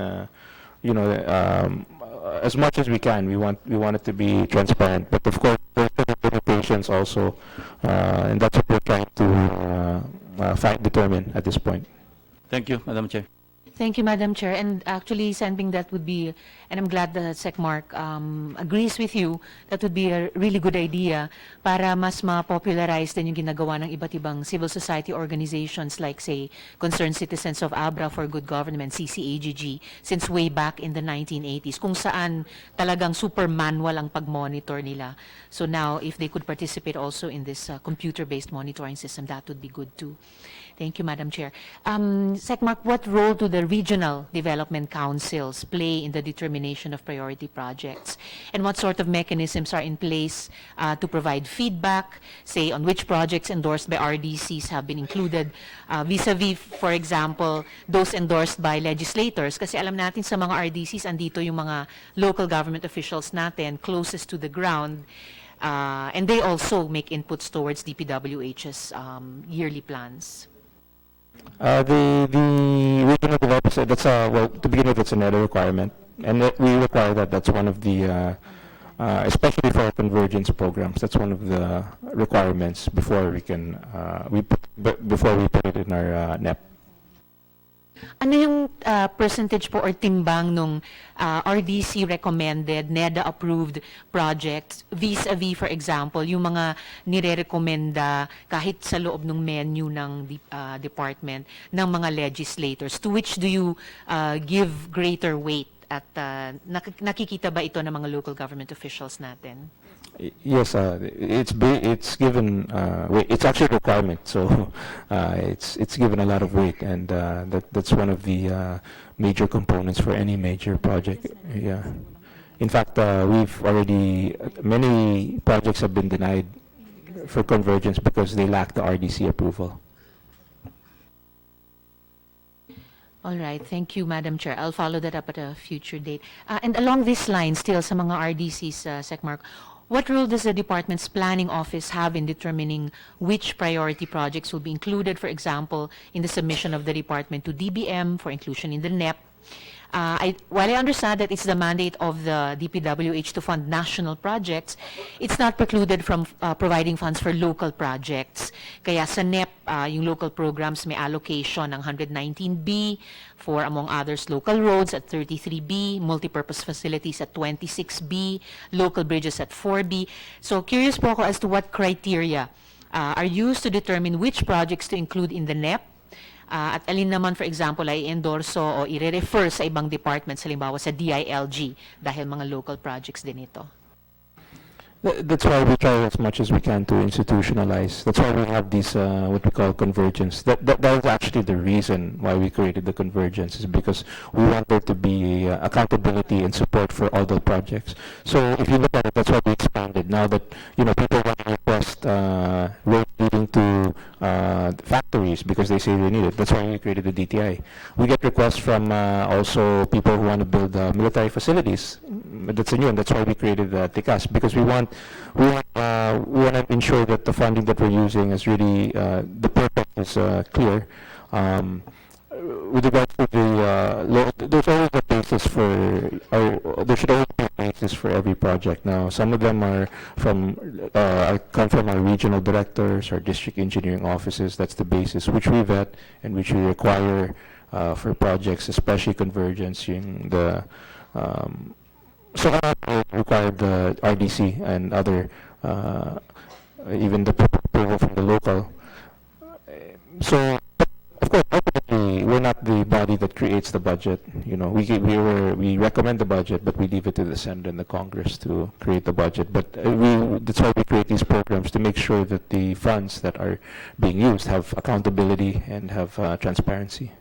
Tapos sa huli, paano nyo didenisisyonan na kung alin ang local projects na kukunin nyo sa DP, alin naman ang i-refer halimbawa sa DILG? Well, in general, let's say Department of Agriculture, they have their farm to market. We don't want any repetition of these things. So if, let's say, someone has a request for a farm to market road, it's automatic that we refer it to the Department of Agriculture. School buildings, it's automatic that we refer it to the Department of Education. And DILG, if it's we recommend local roads and bridges to DILG. That is our procedure. Now, of course, in the end, we're not the budget-making body, so there's certain we leave it to the wisdom of Congress for that. But as far as we're concerned, that's how we deal with these projects that are requested from us. So one basic criterion is simple non-duplication of functions across departments. Yes, that's definitely one of the major. Okay. Thank you, Madam Chair. I'll follow that up at a future. Before you point. Yes, proceed, Madam may I Chair. recognize Senator Mig Subrir, Majority Leader, present here today. Thank you. Thank you, Madam Chair. SecMark, could the department briefly tell us more about the engineering and administrative overhead, where payments for salaries of job order personnel are charged against? So under fiscal year 2019 NEP, the DPWH is authorized to deduct a percentage from projects for project-related expenses. For infra projects costing more than 1 million pesos, the department is authorized to deduct but not to exceed the following percentages of the project civil works cost to be used for these EAO expenses or MOOE.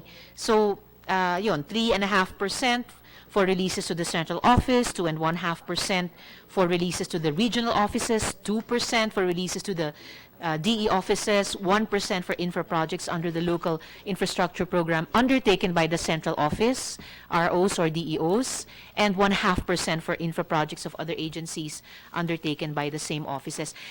Could the department provide the committee a utilization report of these amounts collected from these deductions? Bagamat maliliit po yung mga porsyento, I feel since it's at the core of the department's function to supervise infra projects, I'd like to see, and I think the committee would like to see how much goes to supervision and how much to payment of salary for these JO personnel. Yes, Madam Chairwoman, we encourage you. We have provisions, and these are followed. And well, you already stated some of them, but I won't restate them. But we will give you a report on the EL.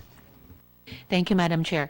Nabanggit din po kanina yung mga FS. So a total of about 7B is allotted to cover feasibility and pre-feasibility studies, preliminary and detailed engineering.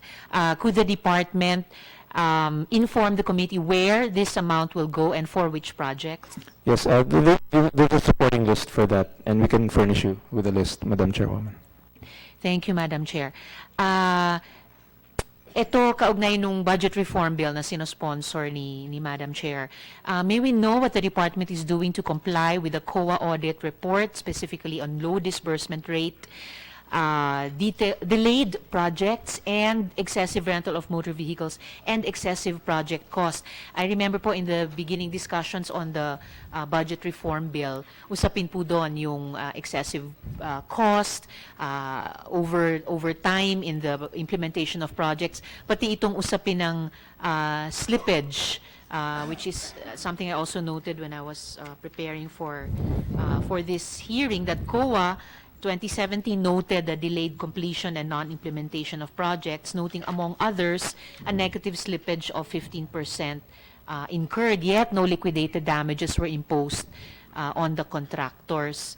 And usually, and in your own Department Order 37, Series 2015, regarding slippage, a delay exceeding 20% would already merit the imposition of a penalty. So ano pong ginagawa ng department para mag-comply sa COA audit report, and maybe your thoughts on how these relate to the budget reform bill? Yes, with regard to the report, actually those were COA findings. But afterwards, we had, like any findings, no adverse findings, but like any findings, we had a post-meeting, post-audit meeting with the COA to explain, to be fair to them, to explain to the side of the DPWH. And what was released in the media was the initial findings. But upon explanation, it was clear. We made it clear. For instance, you mentioned this disbursement rate of the disbursement rate that was identified by the COA was the current year disbursement rate. Now that includes, that was about, I think they said 30-something%. I mentioned it earlier. With the currently, that is of that year's budget, what was disbursed, not the total disbursements. The total disbursements of the department that year was 400 billion. The disbursements of the DPWH consist of current year and previous years. That's the nature of capital outlay, because not all projects under the obligation-based system are designed to be finished in 1 year. So obviously there are projects in 2017 that were not designed to be finished in 2017. So hindi talaga nag 100% yan. There will never be a time na 100% current year, and that's what we explained to the COA. I'm not saying that there's no room for improvement. Of course, that's why this year we made an effort really to improve the budgetization. But I think it will maybe it perhaps overwhelms expectations of the people that under an obligation base, you really can't expect that projects will be 100% finished in 1 year, because that's not the nature of our budgeting. It's only obligation based, and in that respect, we hit 92%.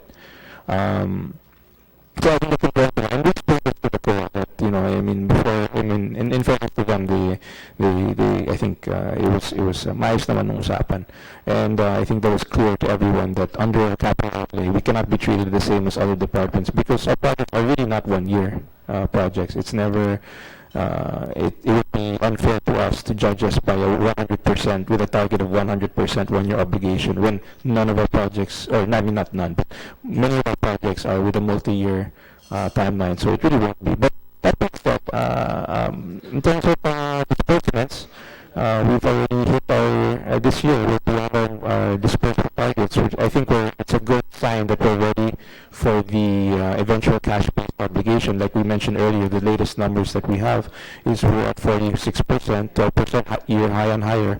In absolute terms, that's 312 billion, 316 billion, as opposed to 192 billion at the same time at this point this year. So I just want to make that clear that in terms of our targets, we're ahead. Can we improve? Yes, we are continuously improving. It's not perfect. Our obligation last year was the same level as the year before, except with a higher budget. So it did not go down. It maintained, and this year there was a sharp spike. And the second question with regards to the slippages, that is one precisely why we want this monitoring system. Under our 9184, we at 15%, at 15%, which is the critical ICU stage of any project, the procedures under the law are to give them, they have to come up with a catch-up plan, which we approve. And what's upon the catch-up plan, that's how we allow them to reduce their slippage factor. So sometimes if it might be that it reaches 10 or 15%, and at that point, what is provided for under the law is that we require them to come up with an action plan, and we can deduct liquidated damages. Now, that's why it's important for us. Of course, initially we always try to finish the project. Even if there's slippages, we give them the opportunity. We always want them to finish the project first, because obviously, if they can do it in a faster time, then that's more beneficial to us instead of going through the whole process of cancellation and rebidding. Now, I admit that in terms of monitoring, we need to be more vigilant. That's why we implemented this software, so that at least now, and what is the effect of this? Just recently, we wrote 43 major contractors for explanations as to their slippage factors based on the PCMA report.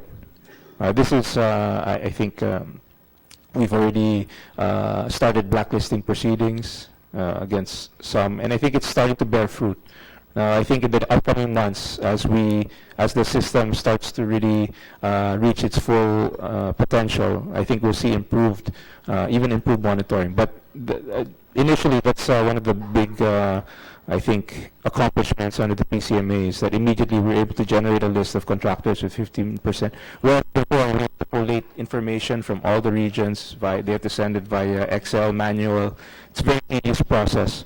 Now it's just a click of the button, and that became the basis for us writing to 43 contractors, many of which are are large contractors. So I think we'll see. I'm confident that we'll see improvement, and that those are actions taken regarding the slippages.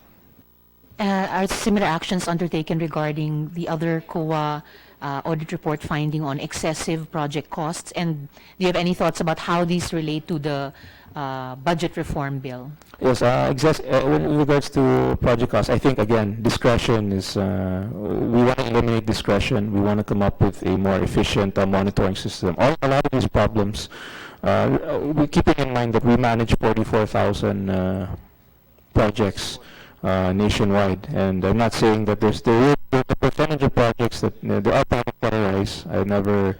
I'll never pretend that there won't be any problems. I'm sure there will be problems that arise, and I think that's why it's important that we have these monitoring tools that will help us. Because the reality is, it's very difficult. Our ratio of project engineers to project is not acceptable to me at this stage, which is why we requested from the DBM an additional almost 4,000 project engineers to be included.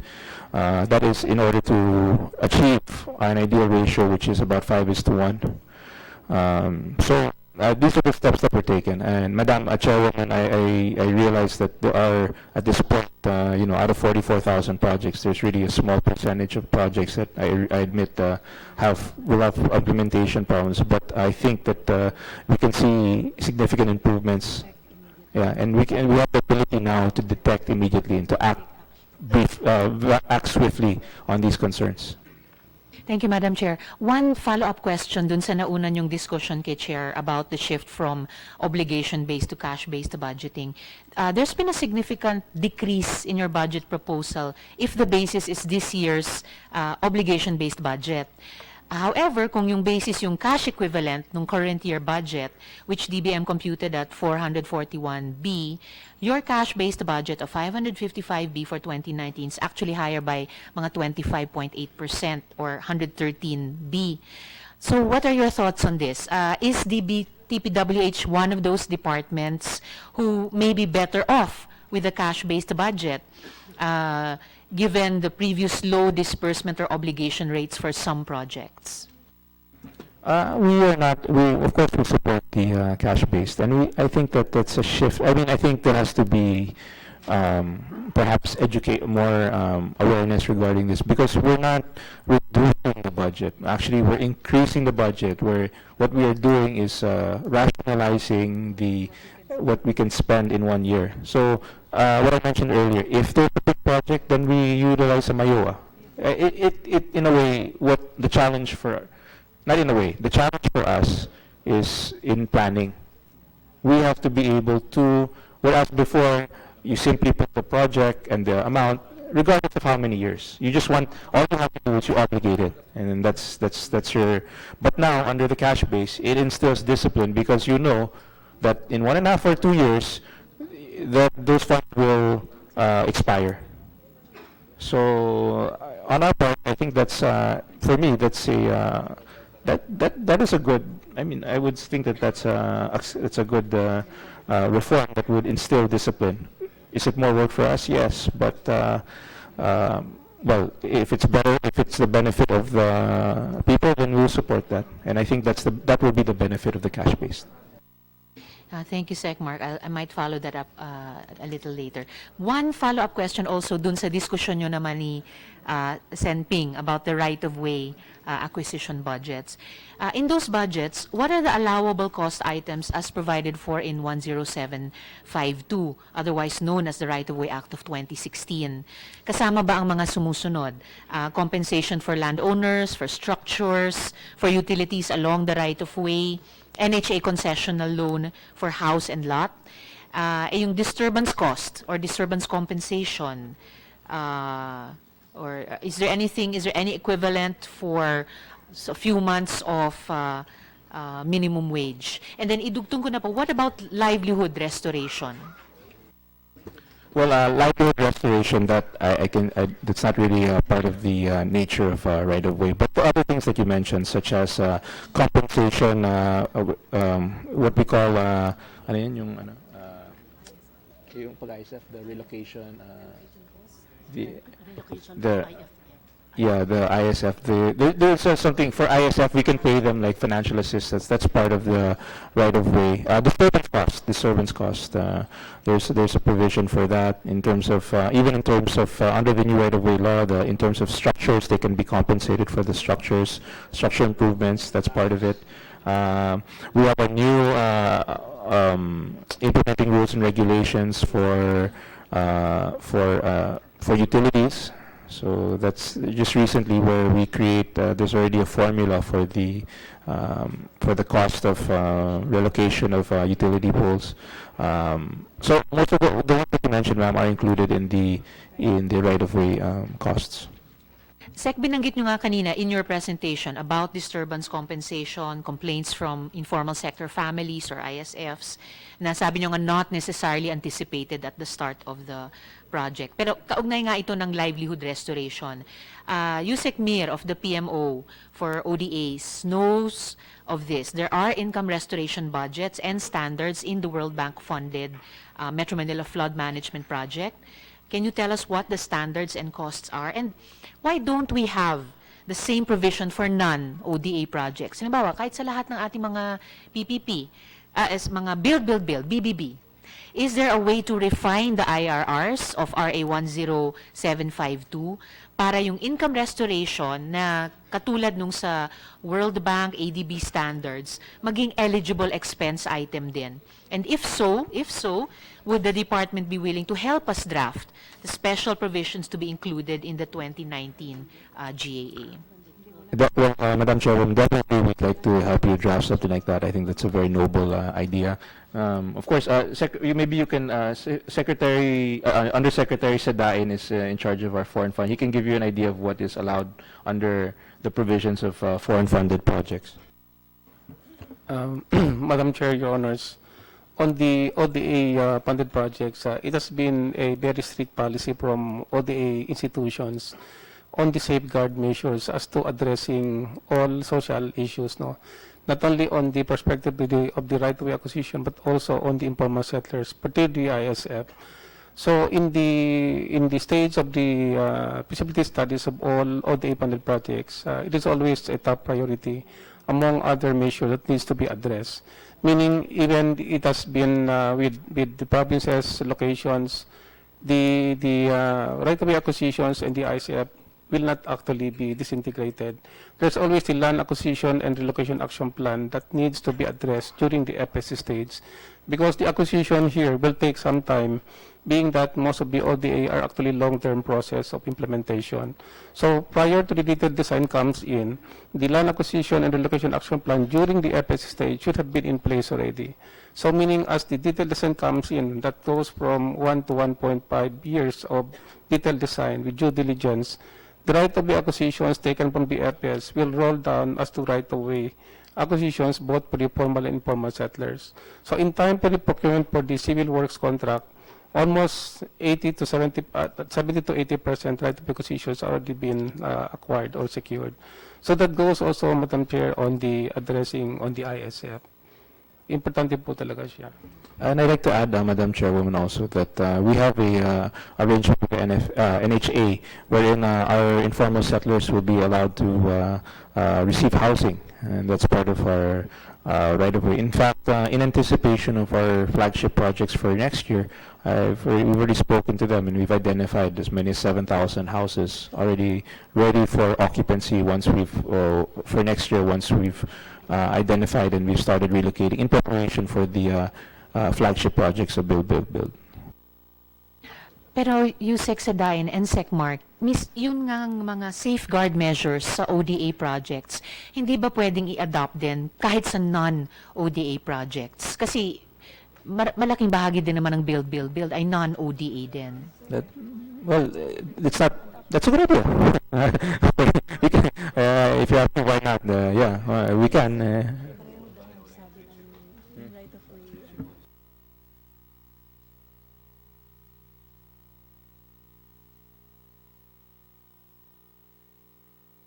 Yeah, maybe certain things Can I like... make a comment on that from our experience in the local government? I think you give money for them to relocate to national housing. In my experience, you give money to those who are relocating to a national housing project. I think the Public Works gave something like 18,000 per household, and they were given a house na they only pay 200 pesos amortization to own a house, and they were very happy. And I think the NHA has what you call a department on, they call it department on livelihood, that they help those living in the relocation areas of the NHA to have livelihood. I think it's beyond the work of the Department of Public Works. It's being taken over by the National Housing Authority. So maybe we can ask the National Housing Authority what are they doing to make sure that the ones relocated to their housing projects are given a good life. Okay. Will do, Madam Chair, and salamat sa paalala about the livelihood funds of the NHA. Pero yung sinabi ni Sec Mark na it's a good idea, yung safeguard measures kahit sa non-ODA projects, I'll take that ball and run with it. If that's as good as it gets right now, babalikan ko na lang si Madam Chair kung pwede ngang magtulungan tayo sa pag-draft ng ganong klaseng special provision. Second to the last question, Madam Chair, Sec, binanggit nyo na rin naman kanina yung Marawi in your presentations about the road network development project in conflict-affected areas in Mindanao, saka yung reconstruction and development plan for a greater Marawi. Could you give us a, even if brief update on the Marawi rehab, at least for that component that the department is supposed to implement or supervise? How much is allocated? Yes. Who will undertake the rehab, local or foreign contractors? And when will it actually commence? Yes, actually, we'll be starting construction at the fourth quarter of this year. We'll already be starting groundbreaking construction. And to give you some specifics, I'd like to recognize Yusek Sadayan also, who's in charge of this is a foreign-funded project, and the feasibility study was done by JICA. So to give you some more details, I'd like to recognize Yusek Undersecretary Sadayan. Okay, good morning, Madam Chair, Your Honors. The rehabilitation package for Marawi actually, on the context of financing, there are actually funds from local budget that is actually being addressed into consolidating by the task force chaired by Chairman Del Rosario. Then on the ODA component, where DPWH has also proposed some assistance to immediately implement those projects, we were able to secure grant assistance from JICA, about 950 million pesos. And most of this amount actually is lodged on the rehabilitations of the trans-central roads, which are actually basically the small roads within the 72 barangays of Marawi City, outside of the 24 ground zero.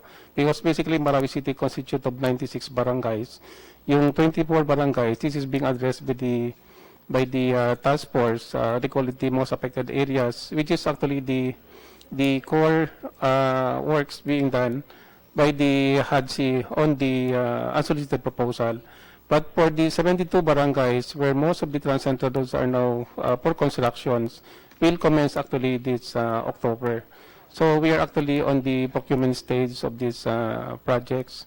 So as mentioned by Honorable Secretary, that the ring road also constitute part of that funds to actually provide close accessibility to the areas, both in and out of Marawi City.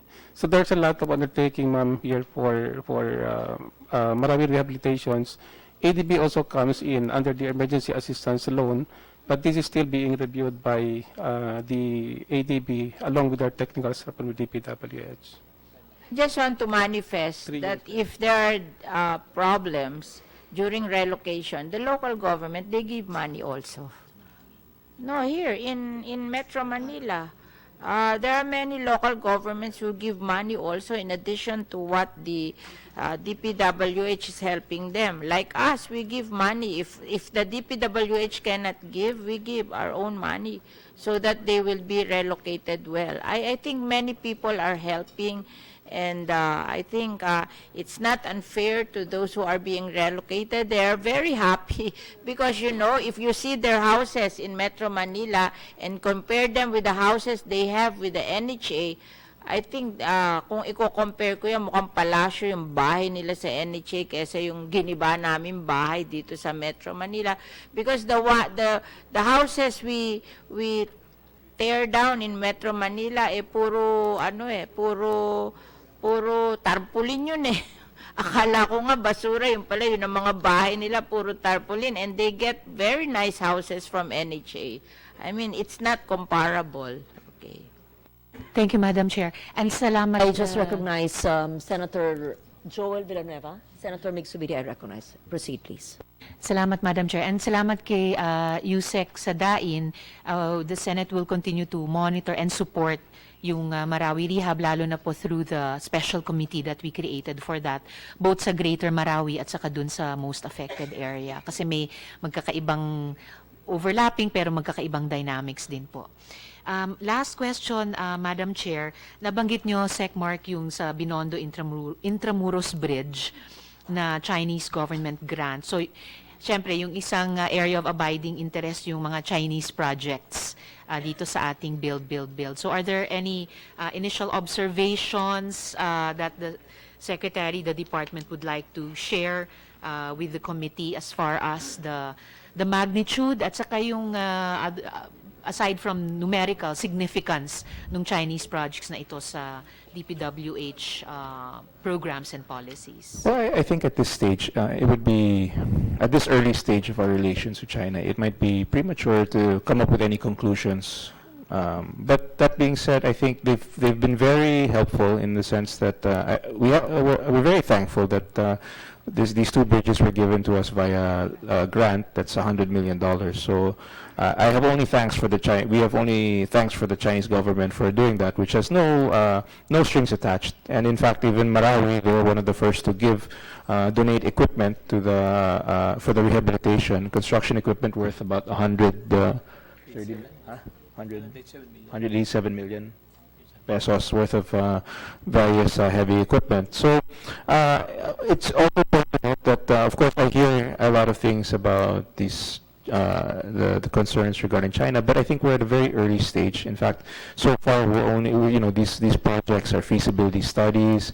They're going to finance some of our projects, but of course, the process, we still have to go through a very rigorous process. We have to negotiate for the interest rates if they're favorable. Obviously, if it's not acceptable to us or it's not that competitive, well, obviously we might look at other sources. But definitely, China has been very helpful in giving us funds for feasibility studies, actual projects, and even in terms of equipment. So it would be too premature to say if there's any problems, but we're beginning this relationship at this point, and so far it's been bearing fruit.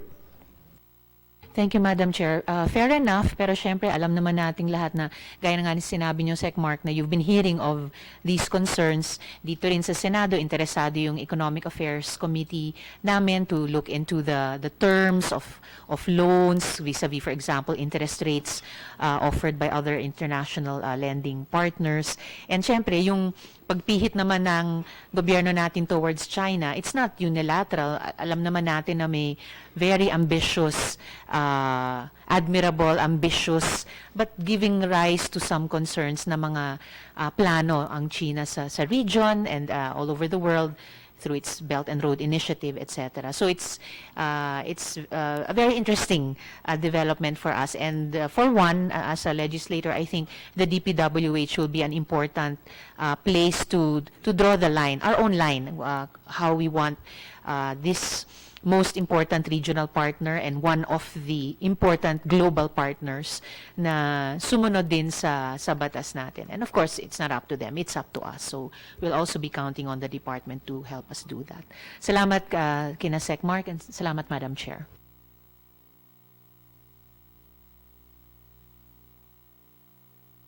Thank you, Senator Ontiveros. We proceed with Senator J.V. Ejercito, please. Yes, thank you, Madam Chair. I'd just like to ask, I'd just like to raise some points from an observation from a driver and a rider. We're lucky that our Senate President here drives himself, because when you drive yourself, you can observe a lot of things. So I'd just like to bring some to the attention of our Secretary. You drive your own vehicle, but I see you driving a motorcycle up to Sometimes. Apayao. You better be safe. And before you ask that, since he's a driver himself, may we ask the safety insofar, not just vehicles, but motorcycles? Because so many accidents and deaths have been due to that. So we want Senator J.V. To survive his re-election, right? Definitely. We will do everything in our power to. But perhaps a more technical answer from the Secretary, apart from your power. Yes, and your, how safe are roads for motorcycle riders, for example? No, I'm serious. Well, yeah, of course, in terms of national roads, it's something that the maintenance. In fact, we have a computer software that monitors the age of our roads. And so sometimes when we like to beg the indulgence also of the motorist, because sometimes it's not always physically apparent by the eye that the road is not up to standard. Sometimes you don't immediately see it, but there are cases where it needs to be. When it goes to a road safety audit, if it doesn't pass, then we are obliged to upgrade it. But anyway. Before he asks his questions, because my concern really is the safety of those who ride motorcycles. Not everybody can afford a car or a vehicle. Yung iba nagmamotor, ang dami kong staff nagmamotor at 2 o 3 na ay na-aksidente, na muntik na mamatay pati anak. So, ano ba ho, educate me, ang mga pamamaraan sa ating departamento nyo para to assure, mahirap pag-Tagalog, English ko na, how do we assure the safety of our roads insofar not just of vehicles, but also road safety for motorcycle riders? What kind of roads, should there be an allocated space? What do other countries do? What are we doing here to ensure its safety? Well, I Thank think the road safety is really it's a general concept. In other words, we don't. Yeah, I think for motorcycles, I think there has to be, in terms of how we view motorcycles, it has to be viewed like a car, where you don't swerve in between lanes. You have to be. I think. I mean, whether or not this is not out in my, this is not part of the DPWH's mandate, but in my personal opinion, in other countries, what I know is you consider a motorcycle like a car, where it has a space that's similar to a car, and you consider if you signal left, right.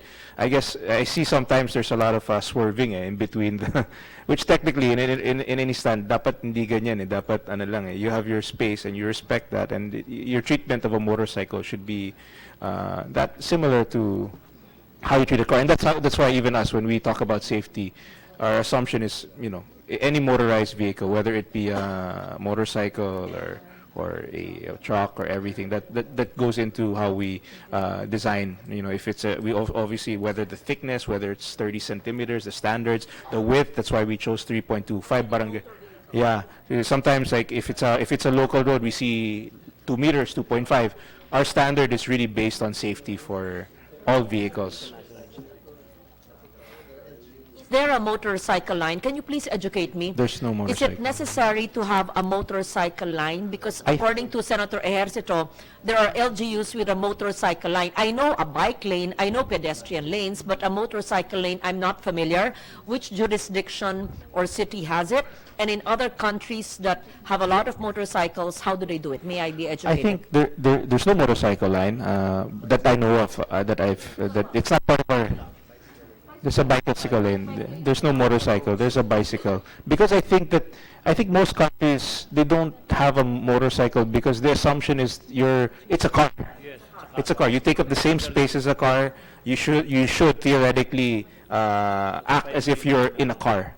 Everything that you do should be that assumption. But unfortunately, sometimes we can see in actuality, sometimes hindi. Parang hindi kotse, parang singit lang singit. Most of the time, not sometimes. Most of the Yes. time. So But I understand now where you're coming from, that motorcycle riders and drivers of others should respect and treat a motorcycle like a car. Yes. Even if it's smaller Yes. and different ang itsura. Because if you do May not- we request DPWH to work with the LTFRB and the LTO and other departments of government, and LTO, LTFRB, para yung buses at saka yung mga vehicles, to have a protocol for respect for motorcycles. Kasi, sa totoo lang, hindi ganyan ang paningin at trato. Dahil maliit. Wala maliit yan. Pag malaki kang cement mixer o truck o bus, malaki ka, hindi ka mamamatay. Pero motorsiklo, maaring mabundol. I'm not saying hindi ko po lahat, baka naka-Facebook live, type ako misunderstand. Sometimes, we treat life as if it was so cheap, na pag tayo ay malaki, sa sideswipe, at saka cross ng kalsada, ganun. Kaya ang daming na-aksidente, hindi dahil lamang sa uri ng kalsada, kundi na rin walang protocol, walang etika, walang sinusundan na patakaran. So ang hinihiling ko po sa DPWH, sa mga ahensya ng gobyerno na 2 binanggit ko, kung damihan pa ninyo, magkaroon ng maliwanag na protocol na kasunduan na isusumiti po nyo sa komite na by that second meeting, nakapirma na po yung 2 ahensyang yon. They cannot say no to you. That's for safety, road safety. Yes, Madam Chairwoman, that's a very good suggestion, and we will work on that. Yes, because, thank you. Second po, kasi may inaanak na ako namatay sa motorcycle, ang dami. Anyway, second, sorry, before you, that's for your own safety, kasi I see you motoring to all over Mindanao and up to the Cordillera. It's not, now, what will it take for our roads, national, provincial, local roads, to have bike lanes, pedestrian lanes? I advocate for the commons. Car owners, riders who can afford, don't own the streets. It's for the commons, it's for people. So we should really allocate when applicable. In fact, all sana, may bike lane. At dapat din, the protocol also of motorized vehicles, including motorcycles naman, ang protocol naman sa nagbibisikleta. Because if we encourage bike lanes, if we build bike lanes, we'll encourage bikers, and our DNR will be forced to have the Clean Air Act implemented, and the LGUs also will force to implement the Clean Air Act. So, how many of our streets from this total budget actually have bike lanes? How can we innovate in the 2019? I'm willing to amend it so that we will build with bike lanes where safe and where applicable, and pedestrian lanes. Secretary. Yes, I am your, I'm a believer in advocacy, and this department is your ally with that. I'd like to, maybe percentage-wise, out of the total budget, admittedly, at this point, there's very few roads existing that have a built-in bike lane. In fact, just now we built our first, probably the first major highway in Metro Manila with a built-in bike lane, which is Laguna Lake Highway. That maybe you know it as C6 before, which was previously a two-lane asphalt road that we are opening in the last quarter of this year into a 10-kilometer road with a built-in bike lane. So this is a bike lane that's separated completely from the vehicular traffic. And another project is the Bacolod Economic Highway, which also we want to build in a bike lane. So when applicable, if we have the right of way, we would like to do that, and we have the space, we would like to do that. If we get budgetary support for doing that, definitely it's something that I would really push for. I will help push that for you. Secretary, before the next hearing, I have the unanimous support of the Senate to amend your road projects for 2019 to include bike lanes, not just Laguna Lake. I think this will really, it's a legacy on your part, on our part. It will revolutionize lifestyle in the Philippines. It will compel national and local government to implement the Clean Air Act, and it will boost local tourism. So it will decongest the streets from those na nagkukotse, and the police will be forced to make our streets safer. Iilawan, may bantay ng mga pulis, ang langhap ng hangin, dapat mas malinis, mapapressure DNR, ang local government, pati ang basura, nahihiya sila dahil may nagbibisikleta, at yung mga hindi kayang magpampublikong naka-aircon o may sasakyan ay magbibisikleta. Believe me, it's gonna change the way we do things. So, I requested my colleagues to support me in this, not just Laguna Lake. Please allocate it. If you have to amend a little your programs to include that. Actually, in this year's, 2000, pero 18, ginawa ko na yun eh. Actually, in the past years, 2018, hindi nyo binabasa yung mga special provision ko, lahat ng ahensya, nakalagay na yan, naka-incorporate. Hindi lang sinusunod. Kaya sa 2019, nakalagay naman po, provision of bike lanes and pedestrian safe sidewalks as well as roadside tree planting, because this is a reiteration of previous year's special provisions ko. But it remains ink on paper. It's not being implemented. Let's implement it this time. So your budget will only go to plenary once there is a commitment and a hard copy program. We will have a specific PowerPoint presentation for the committee on ayusin nyo yung inyong road systems, hindi lang Laguna Lake.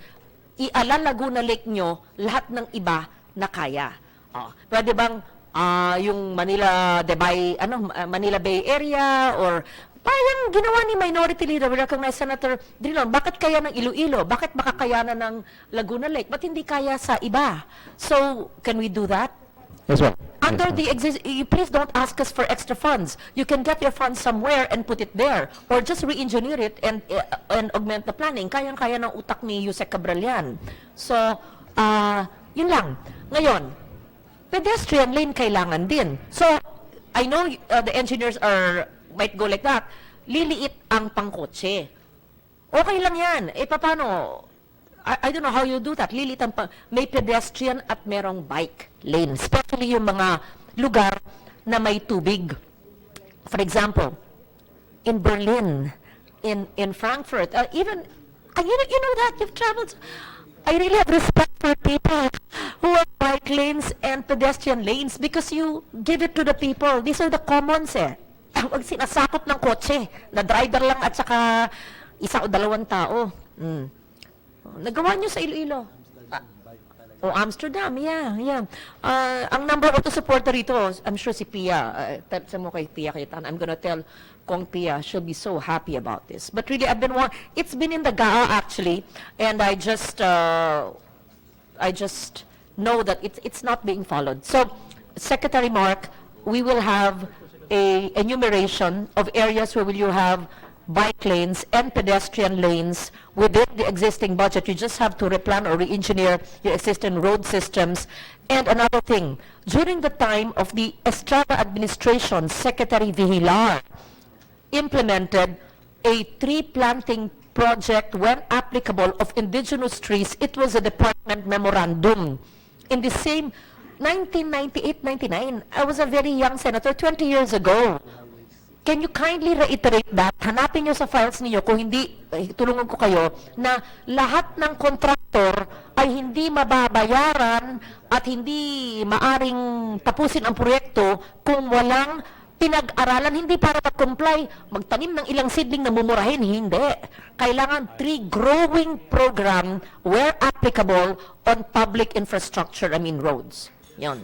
So, we will have a separate presentation on existing project kasi binigyan nyo sa amin tong strategic infra, wala pa yung pedestrian and bike lanes. You will come back to us, ano dyan ang i-amend nyo to accommodate that Senate request. I hope I'm supported by my colleagues. Yes. No, I was 15. Sa Iloilo nga, okay. May we hear from the minority lead? Ay, no. Panahon pa ni JB. Paano mo ginawa? Ituro mo. Yeah, teach us how to do it because he did it in Mark saw Iloilo. it in Iloilo. Yes. We have an 11-lane highway. One lane is a bike lane, right in the middle of the road. Red brick. Yung highway, hindi Esplanade. Hindi. No. Yes. We have an 11-lane highway, one of which is a bike lane. So 10 lanes for the cars. Yes. One lane for the bikes. So we did it 5 years ago. But even in two-lane streets, what was, saan kami nagpunta nun? Let's say, in the little town of Mainz, M-A-I-N-Z, in Germany, 1 or 2 lane streets, merong pedestrian lane, merong bike lane. Kaya nila, i-adapt natin dito. At pag gawin mo yan, kukopya lahat. All LGUs, believe me, will pass ordinances. And it's gonna change how we live. We're gonna be healthier people. Okay? So we will have a specific briefing hearing for that. Yeah, Senator Ejercito, you have Madam the floor. Chair, may I just very quick, may I just ask an inquiry? This will not be the last hearing. You made mention that there will be another hearing because there's a caucus at 12 noon. I was wondering, Madam Chair, what's going to happen? And if my name is also listed as one of the senators, those senators who will ask questions today? Yes, I recognized you earlier, and the order of questioning is according to the arrival. it's the time of Senator JV. Senator Lacson yielded to the other senators. We'll go back to him. And my later point on. is that there will be another hearing, Madam Chair. Yes. Thank you. I wanted to continue to 3 p.m. to try to finish, but we have a caucus. I was informed by the Yes. Senate President. Thank you, Madam So Chair. sorry, I wanted to continue till 3, but I was informed there's a caucus. Okay, thank you, Madam Chair. To continue again from a driver's point of view, I'd like to raise some points. I have observed that there are a lot of bypass roads being constructed right now, which is good, no? Kasi talagang most of the key cities in all the most provinces are really also congested. But my concern, I saw some in Quezon, in Tarlac, Bulacan, Batangas, Laguna. But my concern, Mr. Secretary, baka mamaya magawa tayo ng access road, baka mamaya tayuan na rin ang commercial later on, because ang nangyari sa atin, yung MacArthur Highway, Macarlica Highway, became centers of commerce, no? Especially in the provinces. So that's why there was a need to construct bypass, kasi nga yung mga highways natin, di ba tama, yung sa Cabral. So ngayon, siguro what would the department do to ensure that this will not happen anymore, no? Na yung po mga main highway, kaya nga highway ang tawag doon, dapat high speed doon no? Para mas mabilis ang movement. Kaya lang, naging poblasyon na siya. And I observe also in a lot of, sa pagmumotor ko kasi, nakikita ko, talagang halos sentro na, naging poblasyon na ang karamihan ng, especially in the provinces. So, what will the DPWH do? Kasi you will be spending billions, no? For the bypass roads. So I agree kasi minsan napapansin ko rin minsan pag may bagong road tapos biglang may tatayo ng vulcanizing shop parang wala na. But to answer Madam Chairwoman, one is that I think ultimately yung in terms of the difference between highway and expressway, kasi ang gusto talaga na magkaroon ng expressway, meaning pag expressway wala nang enclosed system. So that's the concept behind the Luzon Spine Expressway. So lahat ng areas sa Luzon dapat ma-cover din ng expressway. So but then of course then ang magiging alternative nila yung bypass road. So yung through yun yung magiging road ng expressway. And then yung mga ginagawa ngayon, yung mga bypass, yun yung magiging yung option nila kung gusto nila ng free road. I encourage the local government also. Siguro kailangan I personally I don't want sana magkaroon ng yung hindi pwede magtayo ng structure doon. And if applicable, kung minsan kinukuha namin yung highway, yung right of way, but otherwise in some cases, I'm gonna make it an enclosed system. So, yun ang concept. Pero nag-agree ako sa iyo, Senator, that... Kasi nangihinala ko maganda ngayon ng mga bypass. You cut travel time by really so much, no? So, nangihinala ko, baka billion, tapos mamaya gawin. Later on, baka 5-10 years from now, maging poblasyon na rin yun. So, I think the local government, you really have to empower the local government to enforce, no, na talagang hindi matayuan siguro along the highways, no, ng commercial establishment. And then next doon po sa what's the policy on asphalt overlay, kasi ang napansin ko mukhang ang dami ngayong asphalt overlaying, no, because I can remember during the time of Secretary Babe Singson, I think he had ewan ko lang, pag-correct mo ko siguro si Yusek Cabral, nandun na, no, Yusek Cabral, meron bang memorandum si Yusek Singson din, na yung parang itigil yung asphalt overlaying, parang magko-concentrate kayo sa concreting, no, ng mga roads, tama? Yes. And I observed that, Secretary, because I had the chance also to ride in Mindanao, which I would like to congratulate DPWH, no? Talagang build is in full swing. Nabash pa nga ako kasi na-post ko yung lumang project, but just the same, ang idea lang, at least full swing na. We have 4 lanes, we have 6 lanes, pag leading to the cities in Mindanao, nagsi-6 lanes pa, kukunti na lang ang 2 lanes.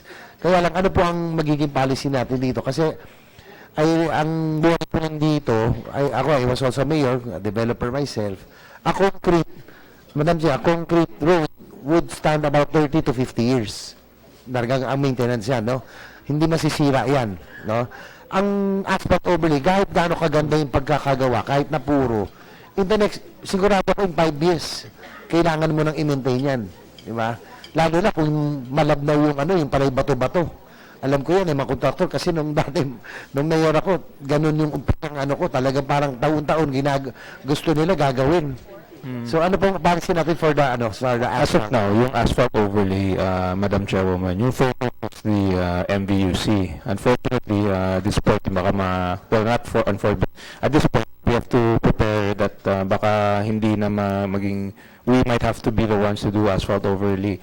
Pero agree din ako sa findings. Ako, pag semento kasi, matibay eh. Hindi lang sa swamp, hindi na lang kasing smooth ng asphalt overlay. So, what applicable will, but definitely your concern is my concern also, Madam Chairwoman, that we should be more Sorry po, Secretary, can we have order in the room, please? Kasi nahihirapan din magsalita si Secretary Mark. Please, can we suspend all Senate hearings aside from this hearing? Thank you. Page, please implement. So, yeah. So, Madam Chairwoman, that concern is noted, and right now, just to report, most of the asphalt overlays with the MVUC. Occasionally, we do have proper maintenance of existing roads, but it's not. I would personally I will look into this so that we can make sure that there's no unnecessary asphalt overlay. But in some cases where, halimbawa, yung na naka-overlay, hindi siya pantay, I encourage that ma-overlay siya for safety reasons. Thank you for that. I would suggest also, because medyo na-observe ko yan every time I travel.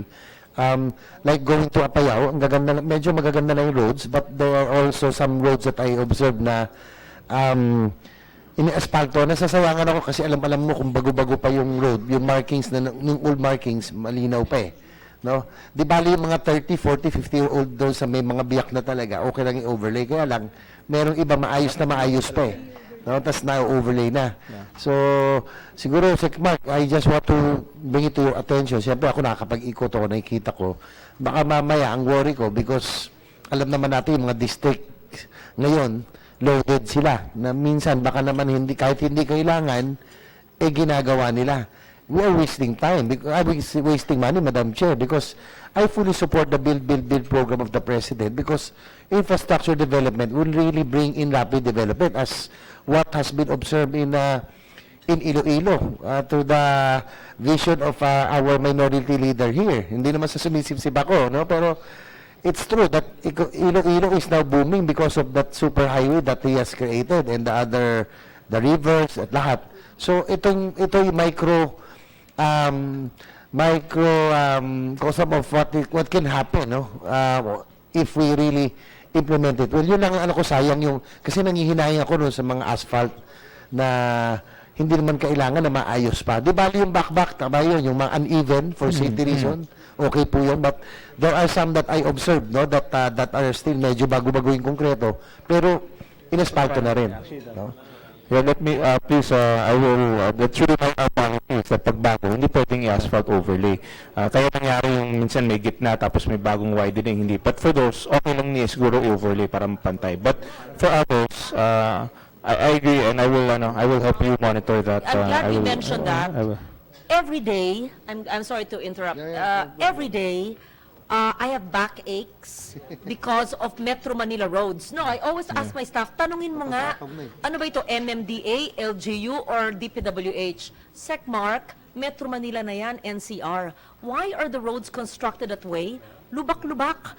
Bigla na lang may lubak or asphalt overlay na hindi patag sa dati. Everywhere.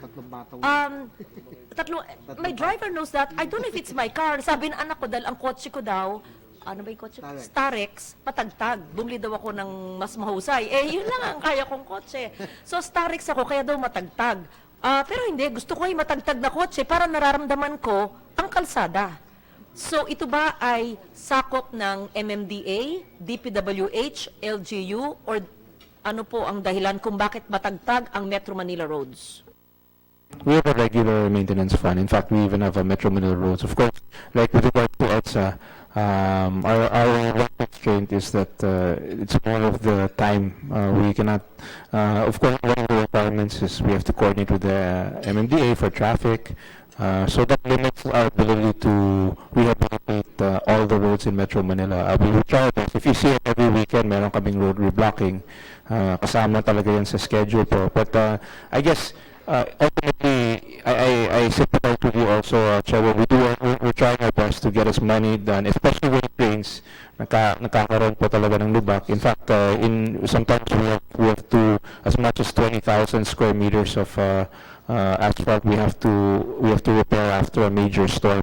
So Why we need nga resilient roads. Yes. We can't keep on tapal and tapal. Yes.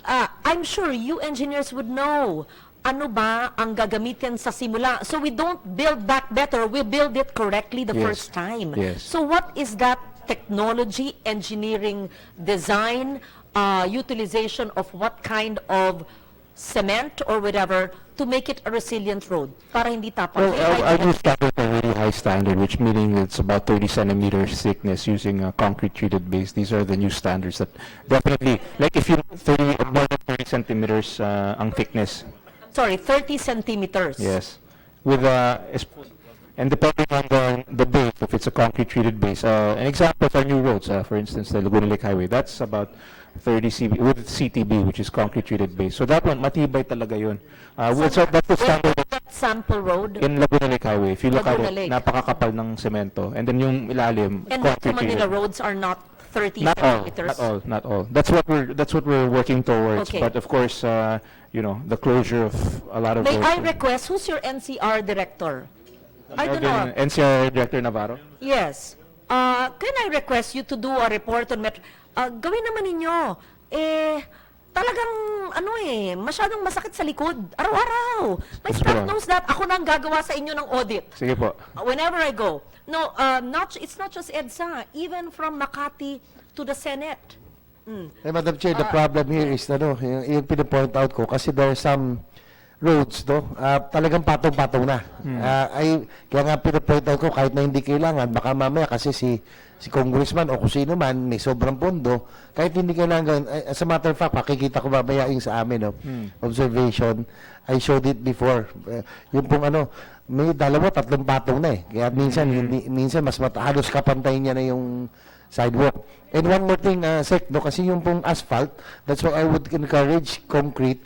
Asphalt, I think, reacts with yung mga drippings ng oil, di ba? Tama, Jose Cabral? Nagre-react po tsaka mas nabubutas. Kaya kung inyo mapapansin, observe Kenin, karamihan ng mga butas ng mga asphalted road, talaga nasa gitna. Yung po, alam niyo, marami tayong mga truck, mga bus, mga lumang sasakyan.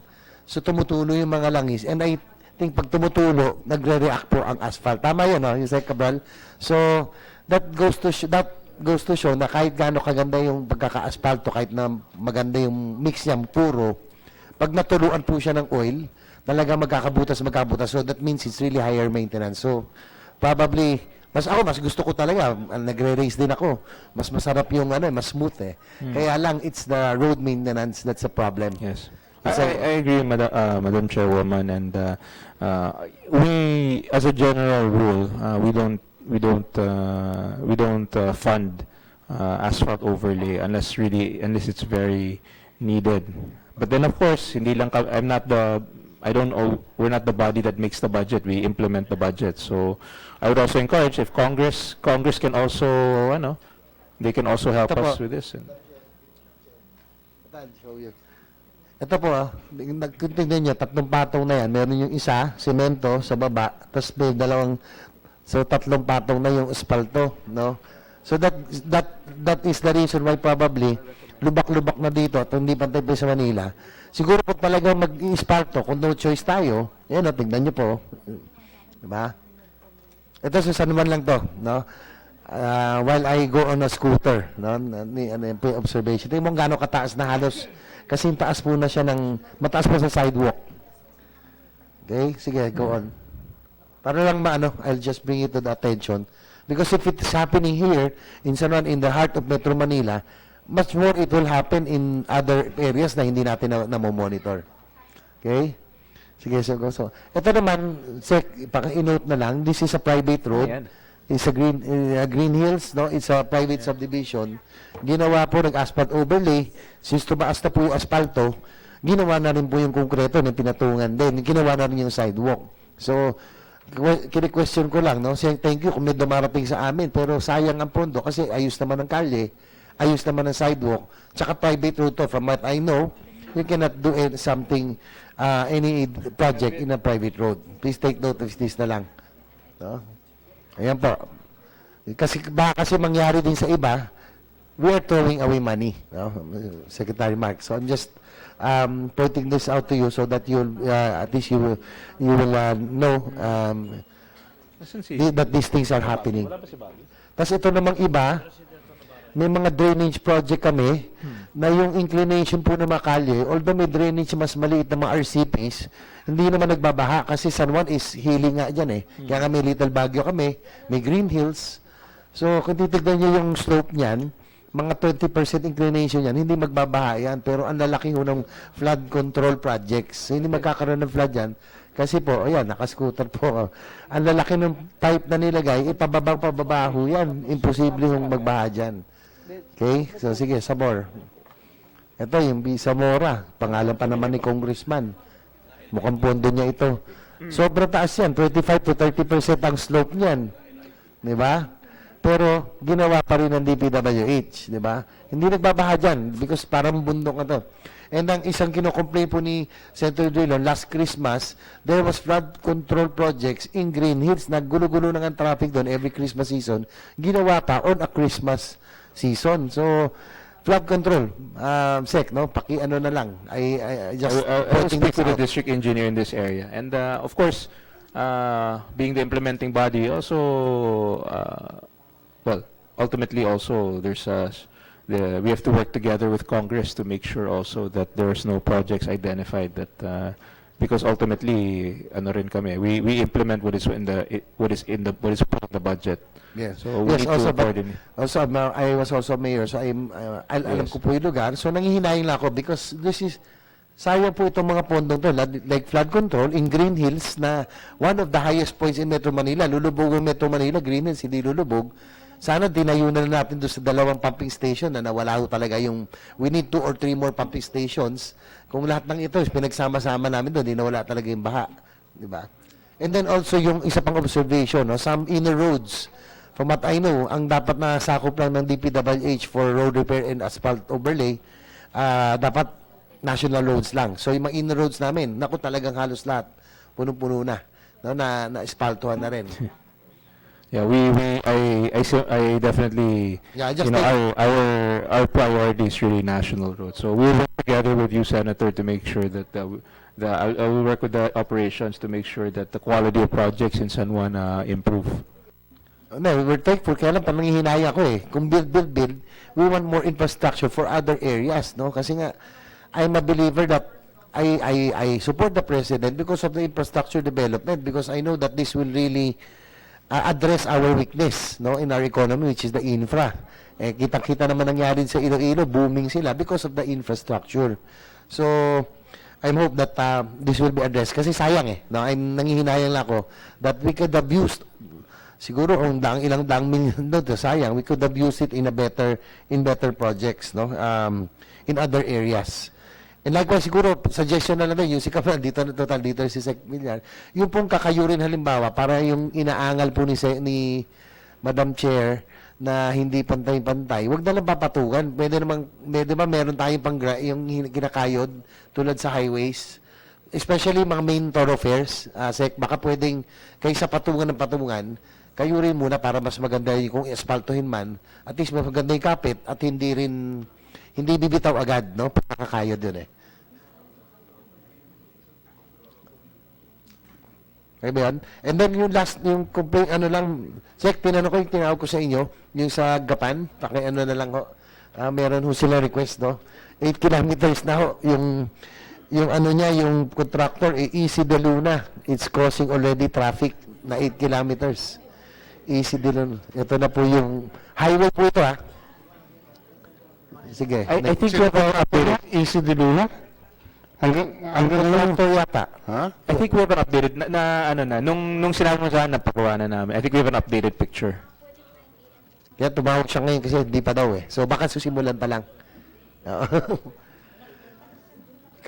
This was just sent now. Oo. Paano na lang? Kasi medyo 2 to 3 years na eh. It's affecting the areas. While you are on the roads, JV, just isingit ko lang isa. Alam nyo, gumawa kayo what is supposed to be a road on Ortigas Avenue, widening. Pero actually, ang ginawa nyo, parking lot eh. Because lahat ng mga sasakyan, itong harap ng Lasal, you widen the road. But you stopped at the foot of the pedestrian overpass.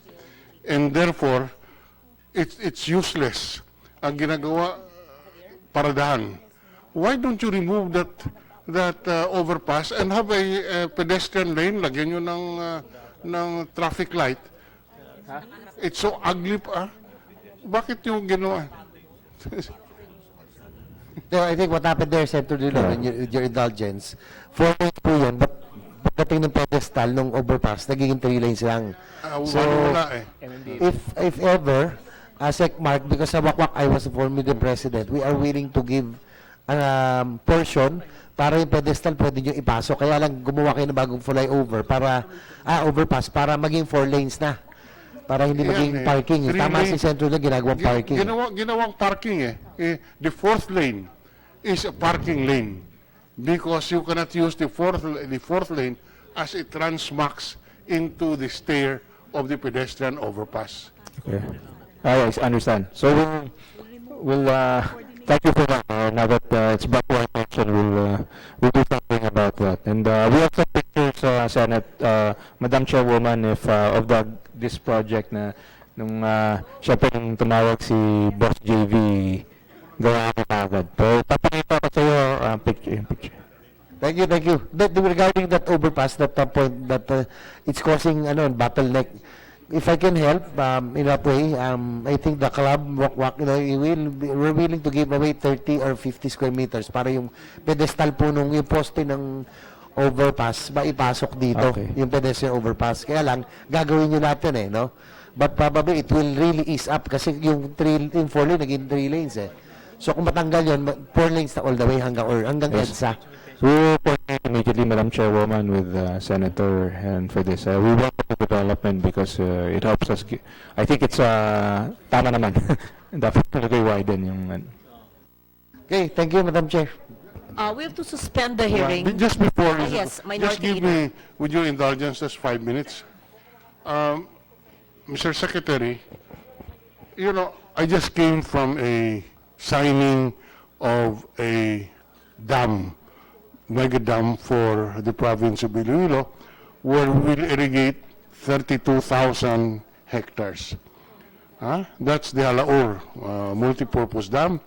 The project cost 11.2 billion, funded by the Korean government. The interest rate is 1/15 of 1%. 0.15. 1/15 of 1%, 30 years to pay. And the reason I'm bringing this out is I keep on reading in the papers and, build. May we have a consolidated report of all the build programs where loans have already been signed. I suppose these are loans, and what are the terms of the loan? Both principally in your department. I realize that there are build programs in the other departments. There are other departments also handling these projects, but insofar as at least a starting point, DPWH, can we have a report of the cost, what these projects are, the terms of the loan agreement, what is the interest rate? Because, ma'am, I was saying on the record, I just witnessed the signing of the Halaur Dam in Iloilo. The interest rate is 1/15 of 1%. 1/15 of 1%, 10-year grace, 30 years to pay. Korea. Chair, we will immediately coordinate with the DOF to get the necessary information. We'll give you the projects Please that are bring lined it up. tomorrow, because we Yes. have a hearing continuation tomorrow. Okay. We can have that so that at least we know what these projects are. We support these projects, but we would like to know what kind of indebtedness are we getting into? Lahat ng mga proyekto, what kinds of indebtedness are we getting into? Because Secretary Villar, I read in the papers that there are certain countries who are already reeling from this very heavy burden, and they have been advised by the IMF, hoy, hindi nyo na kayang bayaran because your debt to GDP ratio is going beyond the standard. So that is the same concern that we are having. So that's why I'm asking, at least from your end, DPWH, give us a listing, what's the tenor of the loan, what are the projects covered, because we would need this. Tomorrow, preferably, just even a preliminary data. In fact, if you can put it in a PowerPoint, just like that, Okay. the project Sure. and the China, creditor. I guess with foreign funded projects. and Okay. the foreign funded interest project. rate. We'll prepare for a specific presentation for foreign funded projects, just so Yes, you're yes. informed. And with regard to your fiscal concerns, we can also coordinate with the NEDA and with regards to our debt to GDP ratio, the DOF, and what terms what kind of terms they. Well, of course, we don't interfere with who funds the. Yes, I understand Yeah, that. yes, It's just a plain reporting. Yes, yes, sir. Of what we Yes, Madam Chairwoman. what we are facing today. Yes. Because, and number 2 point, and this is not your concern, but in relation to build. Why is agricultural infrastructure not included in the build? Or am I wrong? I'm sorry? The agricultural infrastructure, is that part of the build program? My impression, I may be wrong, but the build infrastructure is for DPWH, DOTC, and I don't recall agriculture infrastructure. But if you look at rice exporting countries like Vietnam, what is the basic ingredient why they have food security? It's because of the Mekong Delta. They have so much water. That's why they could provide this critical ingredient in their agricultural production. Tayo, we have to build now. But again, unless I am wrong, I haven't read any infrastructure included in the build program for agriculture. Yes. And that is why you cannot, you know, it's a question of the law of supply and demand. If you have enough supply, then all of this hoarding, all of this smuggling, all of these high prices will be provided a solution. But unless we have that, then you keep on threatening people with arrest, cases, but arrests and cases will not feed our people. It is food. And unless we provide support, you can never achieve self-sufficiency. We cannot repeal the law of supply and demand. So we cannot repeal that.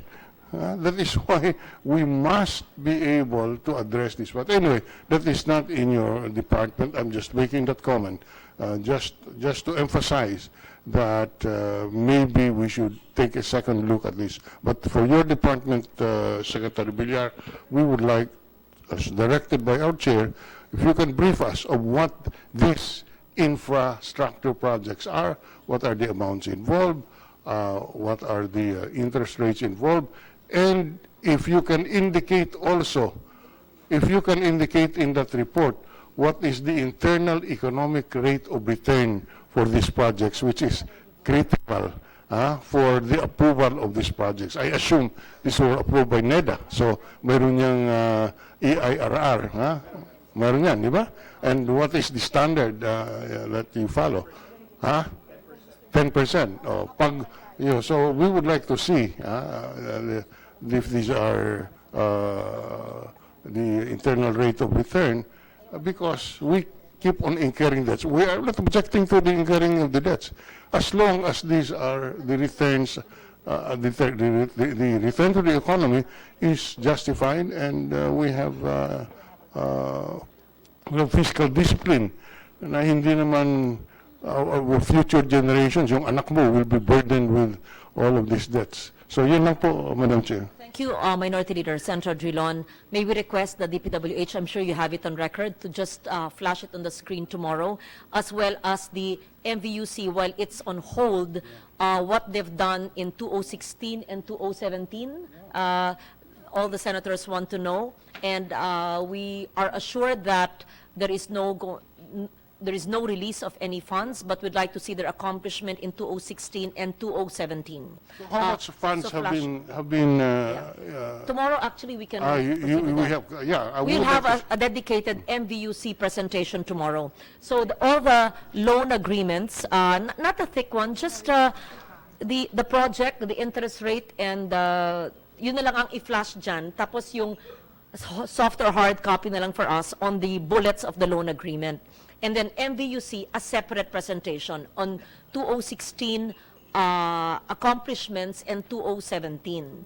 And then the proposed, since you have the whole National Infrastructure Program, which of those, apart from Laguna de Bay Road circumferential, will carry your NEP? It's actually in your NEP to have trees along roads and bike lane and pedestrian lane. It's in your own NEP's provision, which I'm happy about. We just want to see the operationalization of this NEP provision also tomorrow.